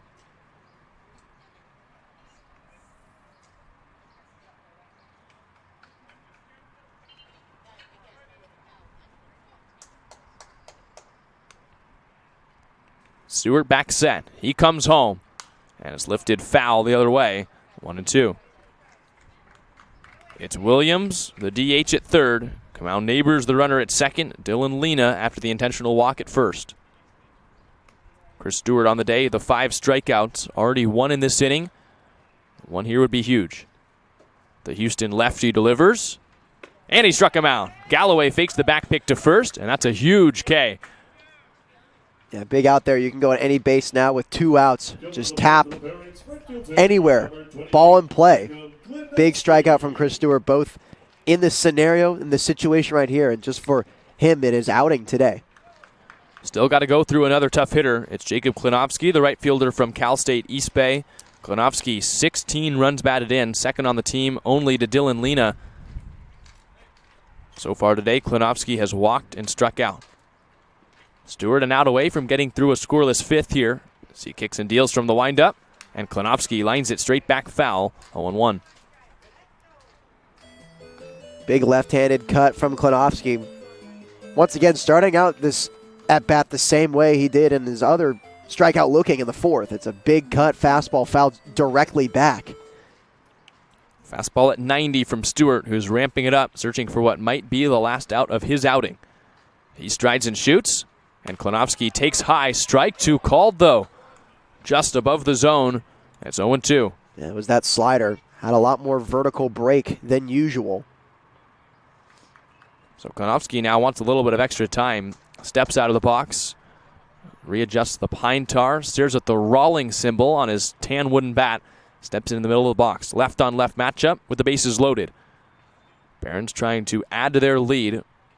2-1 advantage here in the fifth. Stewart delivers, and Klinovsky pops it up. On the infield, into shallow left now. Blanchette over the shortstop. Darcy makes the catch for the final out. A nice Houdini trick by Chris Stewart, who escapes the jam here in the fifth and keeps it the 2-1 game. We head to the sixth, just a seventh inning game, so time running out for the Blues. As we head, it's 2-1, heading to the sixth.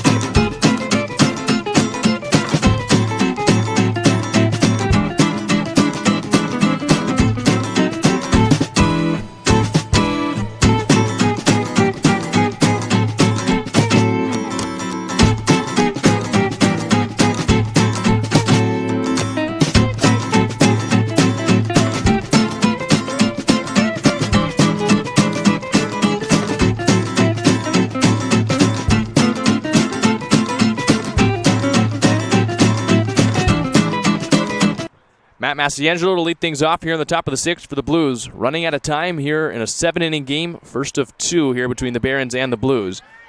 2-1 game. The Blues have kept it close on defense. Now a chance for the offense to come through as Massiangelo takes a curveball above the zone. Want to know the count.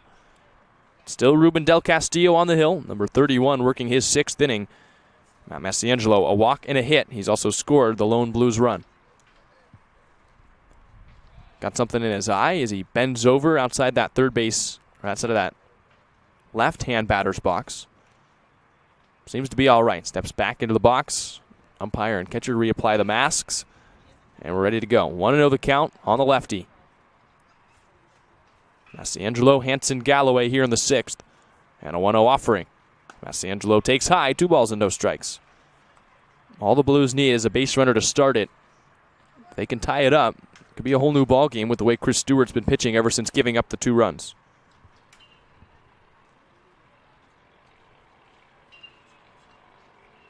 Duo on the way. Massiangelo takes high and outside, 3 balls and no strikes. right now an empty bullpen for the Barons. They're trying to make their way through this game. I'm sure they'd love to only use Del Castillo, but a close ball game, some tough decisions may need to be made.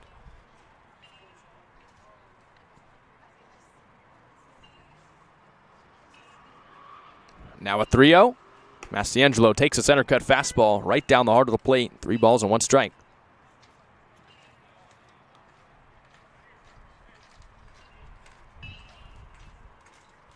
Massiangelo, the DH from CSU Bakersfield, into the transfer portal.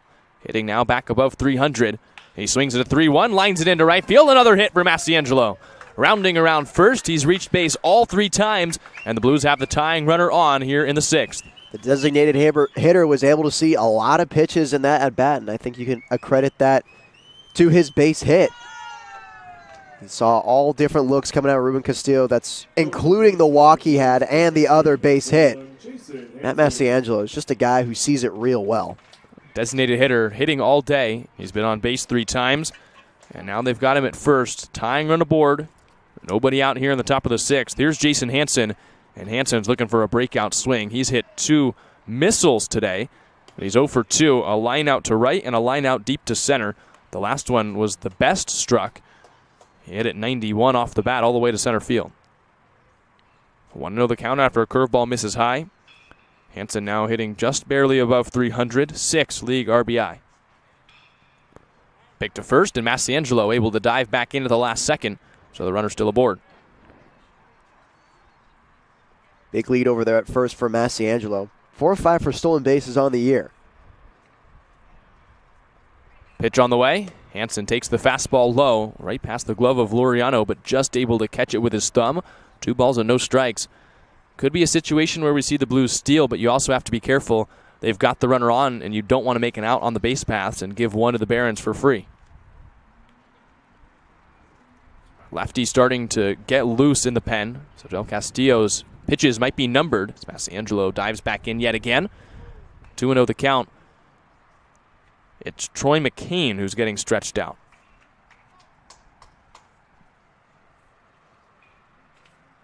Pitch on the way now, and Hansen hits a high drive to right field. Ranging towards the line, Kalinovsky, and the lefty makes the catch right in front of the right field line and pulls it in. So 1 out now as Hansen flies out to right. Unlucky once again. He's keeping the ball in the air, though, placing it in the outfield consistently. Hey, that's got to be a good sign. Driven once again to right, but Kalinovsky's there to make the ranging catch. So here's Jacob Galloway, the USC catcher. Left-handed hitter so far today is 0 for 2. A ground out to second and a pop out to left.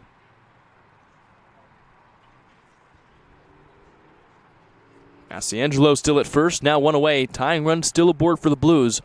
Just 5 more outs to play with offensively, trying to capitalize while they've got the base runner. Here's the pitch to Galloway. He swings and misses at the changeup. No balls and 1 strike. It is not McCain warming up. It's Charles Acker, the left-hander from East LA College, who's getting loose in the pen.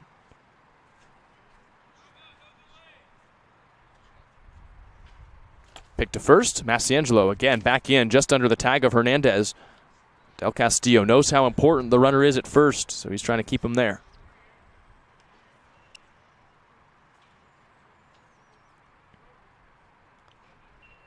Oh, 1.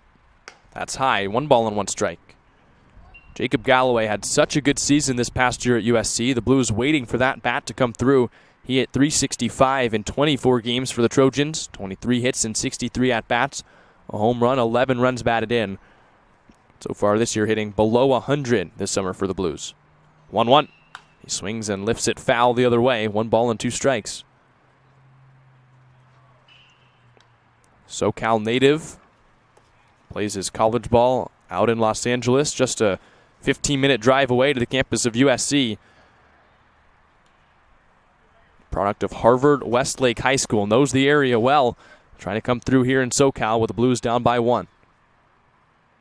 Del Castillo sets. The 1-2. Massiangelo takes off. Pitch in the dirt. And it's a stolen base for the Blues DH. And now you got the tying run at second. Massiangelo taking off on the right pitch. Couldn't ask for a better pitch to go off of. It was a curveball in the dirt. Skips right in front of home plate. No chance for Laureano to throw him out. So now a 2-2 count. Tying run of the ball game here in just a 7-inning contest is at second in the 6th. A 1-0 count on Galloway, who chokes up, trying to come through here for the Blues. Del Castillo set above the letters. He peeks at second. A second look, now the offering. And Galloway nubs it foul to stay alive.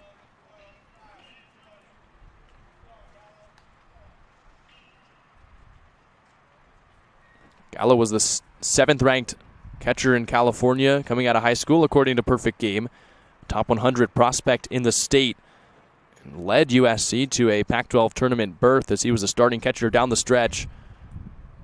Trying to carry that over here into the summer. Last couple weeks for SLO. 2-2 on the way, and Galloway lines it straight back, catches a piece to stay alive. And he'll do that. He'll be a pesky out. He's not going to go down without a fight. One of the best spoiler of pitches on the Blues offense. Getting to work here. 5 strikeouts and 18 at-bats this summer. He's also drawn 6 walks, so a guy who will see a lot of pitches, walks more than he strikes out. Trying to keep the count alive here. 2-2, tying run at second here in the 6th inning. Cody Darcy on deck, awaiting a chance to knock in a run. Another 2-2 offering, and Galloway ropes it on the ground to first. Down to field it is Hernandez. He underhand flips to Del Castillo. Moves Massiangelo to third, but Galloway is the second out here in the 6th inning. And grounded over the first. Massiangelo able to get that extra 90. Now just a tying run, 90 feet away. Now it's up to Cody Darcy to find a hole here with 2 outs. Darcy, a good at-bat his last time out and hit a ball into play. The hole at shortstop. Anthony Bassett, the shortstop, had to dive to keep it in front, but made a throwing error that allowed the Blues to score their only run. And now here, head coach heading out. It's Kenny Landreau out to talk with Ruben Del Castillo, who's an out away from getting through the 6th. But Darcy, who had that at-bat last time, no credit for an RBI because of the error, but he was crucial in the Blues knocking in the first run. He's got another chance here with Massiangelo at third, 2 away in the 6th. Quick meeting. Del Castillo still on the hill. Darcy has hit into that error, and he's struck out.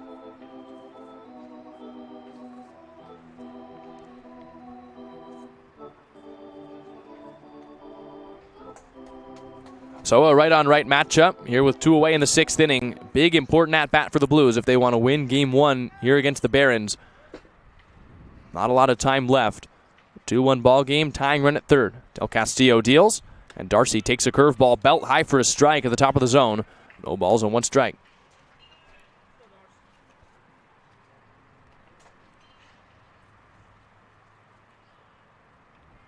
Darcy knocked in 46 runs at Arkansas State. Looking for a big one here. He swings and laces the curveball into deep center, but it hangs up for Baldwin, who makes the catch.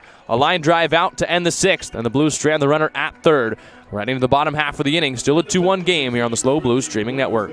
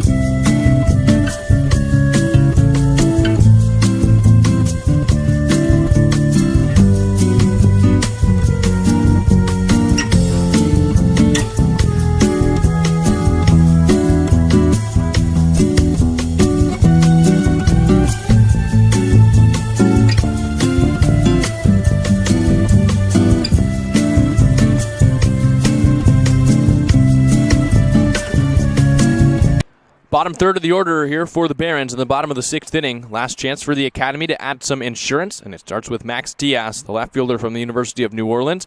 He's followed by Mark Anthony Hernandez, Justin Baldwin, with Stewart staying on the hill for the Blues, trying to keep it a one-run game and to give the offense a chance again in the 7th. Game 1 of Game 2 here in the doubleheader, just a 7-inning game, so towards the tail end. And a swing and a drive into center field, sinking fast in front of Nin Burns, who ends up collecting it on the run in time for the first out. Speedy center fielder getting a great beat on that shallow hit, fly ball hit just off the end for Max Diaz. A big first pitch, first out for Chris Stewart. Stewart has been great today for the Blues. Just the 2 runs allowed. Both of those came in the 2nd inning when he walked 2, gave up 2 hits and a sacrifice fly. Since then, he's allowed a couple of hits. He's walked 1 and hit 1. But he's also picked up 4 strikeouts across that span and stranded the bases loaded last inning. Pitch here to Mark Anthony Hernandez. It's a little bit low with the fastball, 1-0. And I think we're seeing the growth of Chris Stewart right in front of our eyes here in his 2nd start of the summer. And hopefully for the Blues, that can continue through the rest of this league season. You love to see that. Coming at a great time, too. Left-hander heading to Houston from Texas. And a fastball at the bottom of the zone, 87 for a strike, 1-1. And that's why you play the games. That's why you give guys chances. When you're a player, whether it's pitching or hitting, given a lot of chances, you feel better getting up when your opportunity arises. Hernandez takes outside, 2-1 the count. Hernandez has been aboard twice. He's singled and he was hit by a pitch back in the 4th.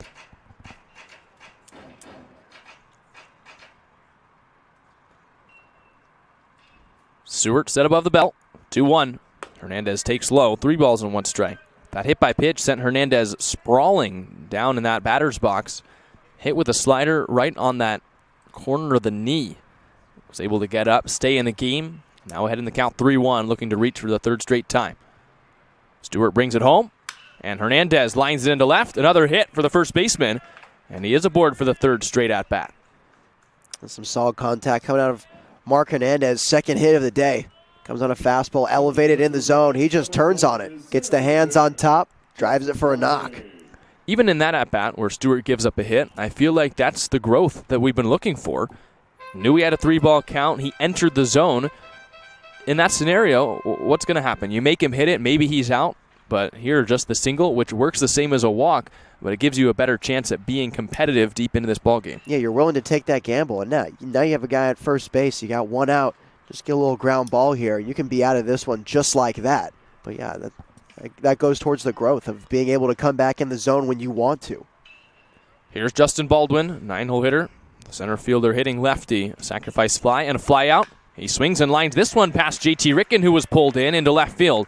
Blanchette near the line picks it up. His soft throw comes into Cody Darcy. Back-to-back hits, and now 1st and 2nd with 1 away. Back-to-back hard contact as well. But hey, you're not in complete trouble yet. You can still get out of it with this one as they flip to the top of the order. Here's Anthony Bassett, the shortstop from L.A. Harbor College. A walk, a flyout, and a strikeout for the right-hander. Now a dangerous situation, though, for the Blues. The Barons already up by a run. It's been so hard for the Blues to score today against Ruben Del Castillo that in a 7-inning game, don't want to give a chance for insurance here. Bassett swings and misses at a fastball placed below the zone. 0-1. Insurance runs out there. It's Hernandez at 2nd. Justin Baldwin at 1st. Blues play the middle infield, double play depth, looking to turn 2 for the 3rd time in 7 innings. And a tapper foul, no balls and 2 strikes. Stewart got a 6-3 double play in the 1st as Darcy took it to the bag himself, made the throw across in time for the 2nd out. And then a 6-4-3 double play back in the 3rd. 0-2. Runners at 1st and 2nd with 1 away. Stewart sets. From the stretch, he comes home. And Bassett hits a towering shot into right center field. Over to get it, Jariah Lewis. He camps under it in the gap and makes the running catch in time for the out. Chris Stewart still living in the zone. Hey, you're giving your guys a shot. Like I said earlier, betting on the defense. And it could have been crushed. It could have been a pop fly. Well, that time it was a pop fly. And he was able to collect it there was Jariah Lewis for the 2nd out. Thomas Williams steps up now. Good day for the Santa Ana College designated hitter. Struck out looking in the 1st. Since then, Stewart hasn't been able to put him away. He's got a single in the 3rd, a double in the 5th. He's 2 for 3. A chance now for him to pick up another RBI. 7 so far on the season.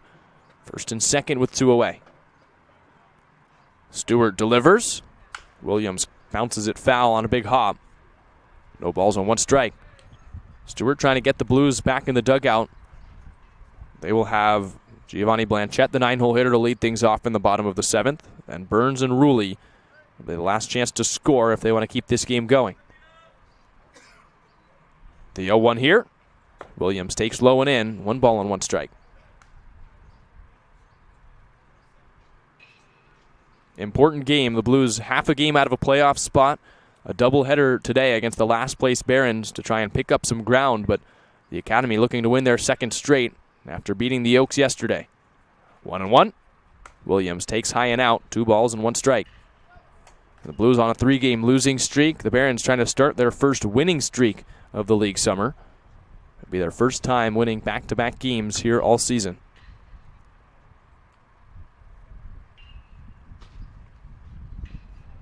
Stewart with 2 runners aboard and 2 outs. A long look in at Galloway for his sign. Now he's set at his belt. The lefty sighs and delivers. And Williams thought about going around but leaves the slider down in the dirt. And the count now 3-1. You've got Kamau Neighbors on deck, the second baseman from CSUN, who's reached bases last 2 times up. While Walk would load the bases for the 3-hole hitter. Now Stewart's got to come to Williams. Defense on their toes. 4 balls in play already this inning. Stewart sets. He comes home, and Williams a line drive foul off the umpire, and the count moves full. And he helped Stewart out there. That was ball 4. Fastball below the zone at 88, but Williams wanted to give it a ride and change this game with 1 swing, but instead he evens up the count. So now 3-2. Both runners will be on the move. The Blues will have to go the long way on the infield. Runner Hernandez will take off for third from second base. Baldwin, who's at first, will run for second. Stewart a chance here to end the 6th. The payoff on the way, and he misses high. So a walk loads the bases, and now Neighbors will come up. Yeah, not an ideal guy you want up there either. We've talked about his resume, his statistics, the tear he's been on all summer. So a big challenge here for Chris Stewart to get out the hit leader for the CCL South. Vocal leader Jacob Rulli comes in from second base to talk with Stewart. It's been one heck of a leading week for Jacob Rulli. He was thrown out of a game from deep left field for a comment that he made after a balk that ended up losing the Blues the game against the Saints. He got his money's worth trying to inspire his teammates. And now here, a chat with Chris Stewart as Stewart tries to avoid giving up a run here in the 6th. Bases loaded, Neighbors up. Infield plays back. Stewart kicks and fires, and Neighbors takes a first pitch fastball for a strike. 88 at the knees, it's 0-1. Neighbors grounded into a double play in the 1st, walked in the 3rd, singled back in the 5th. Stewart pins his glove against his chest, now comes set. The 0-1 home. And Neighbors fists it on the ground, a 1-hop shot to first. Jason Hansen collects, steps on the bag in time for the final out of the inning. A nice 6-inning performance here from Stewart, but it's all for naught unless the Blues can come up and score in the 7th. Blanchette, Burns, and Rulli coming up when we come back on the Slow Blues streaming network.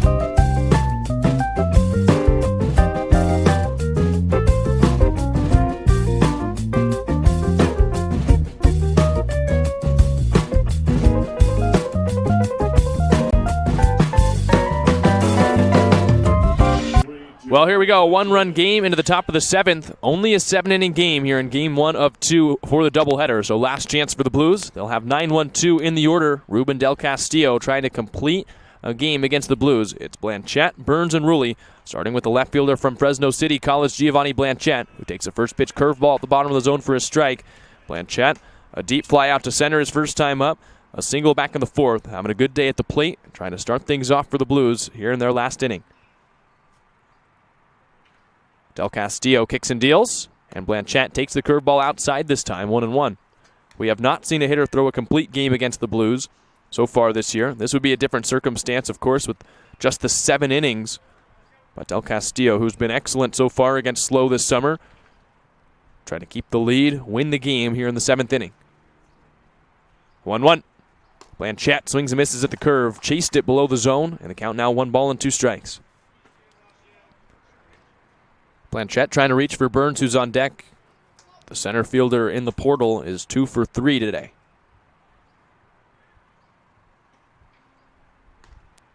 1-2. Blanchette fights it off down the right field line. An 88-mile-an-hour fastball from Del Castillo, who ran it in there. But Blanchette catches a piece to stay alive. After seeing 3 breakers in a row, Blanchette gets a fastball, spoils it off down the right field line. He's ready for it. Still 1-2 the count on the recent commit to Fresno City College. Right-on-right matchup here to start the 7th. Del Castillo sets, he delivers, and he misses inside with a curveball, 2-2. Almost looked like it hit him.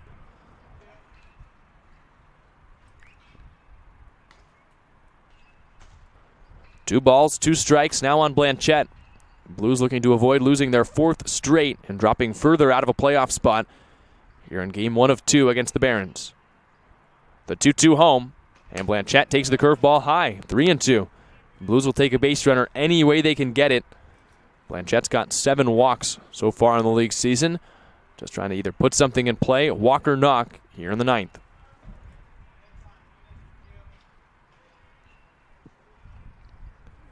Payoff pitch on the way. Blanchette strikes out swinging.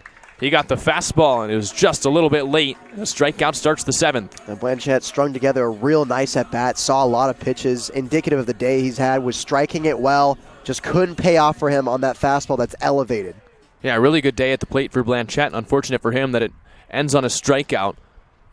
Just a little too much juice on the fastball from Del Castillo, but a little something for Blanchette to carry over. 3 nice at-bats here today, heading into game 2. But the Blues still trying to find a run here in the 7th inning. Now it's Nin Burns, the leadoff hitter, to the dish.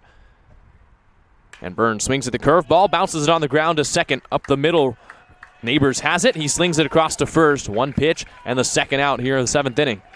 And Burns trying to inspire the rest of the hitters. First pitch hacking on the first offering, a fastball in the zone. But unfortunately for him, just too soft of contact. This is an easy play for Neighbors to go over the first for the 2nd out. So now the Blues are down to their last out, their final hope if they're trying to avoid losing their 4th straight.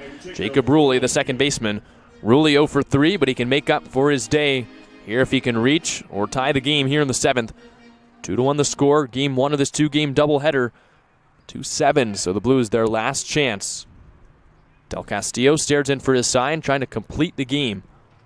He deals, and Rulli bounces it up the middle, through the hole, and into center field. So the first hit for Jacob Rulli, the Blues have the tying run aboard, and up comes Jariah Lewis. Rulli goes, I see what you're trying to do, Nin. I'm going to follow your lead. He swings at the first pitch as well, hits it evidently harder, bouncing it right up the middle. Solid base hit. Let's keep it going. So now the tying run on. 2-1 game. Del Castillo gives up a hit to Rulli, and Jariah Lewis comes up. Also an 0 for 3 day for Lewis. Did reach on a fielder's choice and stole a base, but still looking for his first hit.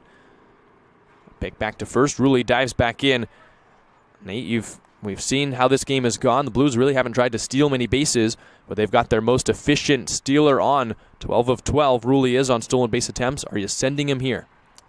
You know, I'm not sure if I'm going to, and I think Rulli knows when the right time to go is. I'd say he's the smartest base runner on the team. Perfect on the stolen base numbers right there. Take a look at the stat sheet.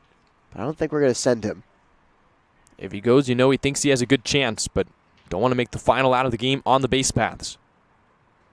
He doesn't take off, and Lewis takes a pitch outside. Rulli a big secondary lead, but didn't take off for second. It'll be interesting because the Blues a chance maybe to gamble, get the runner in scoring position, then all they might need is a single. We also have to be careful. 1-0 the count on Jariah Lewis. He's got the power to tie this game up. He takes outside. 2 balls and no strikes. Second homer of the league season for Jariah yesterday. A shot over the right field wall to give the Blues the lead. If he's able to tag one out of here, it would give the Blues the lead again. And if it really doesn't go, he's certainly going to make Del Castillo think about him over at first base. He's going to be hops and skipping around with big secondaries, too. 2-0 the count. Lewis takes outside. It's 3 balls and no strikes. A walk would move Ruley, the tying run, into scoring position. It put the go-ahead run aboard. And JT Rickon on deck, who's seeing it very well for the Blues as of late. He's 1 for 3. Del Castillo sets. 3-0 the count on Lewis. And a pick goes back to first. Ruley dives in. We've seen Lewis in a 3-0 count earlier today. Grounded into a fielder's choice on a broken back ground ball in a 3-0 count his second time up. Is the take sign on here? I'd say so. Del Castillo trying not to lose the San Jose State right fielder. And the pitch is on the outside corner for a strike. Lewis nearly off the dirt in the circle around home plate.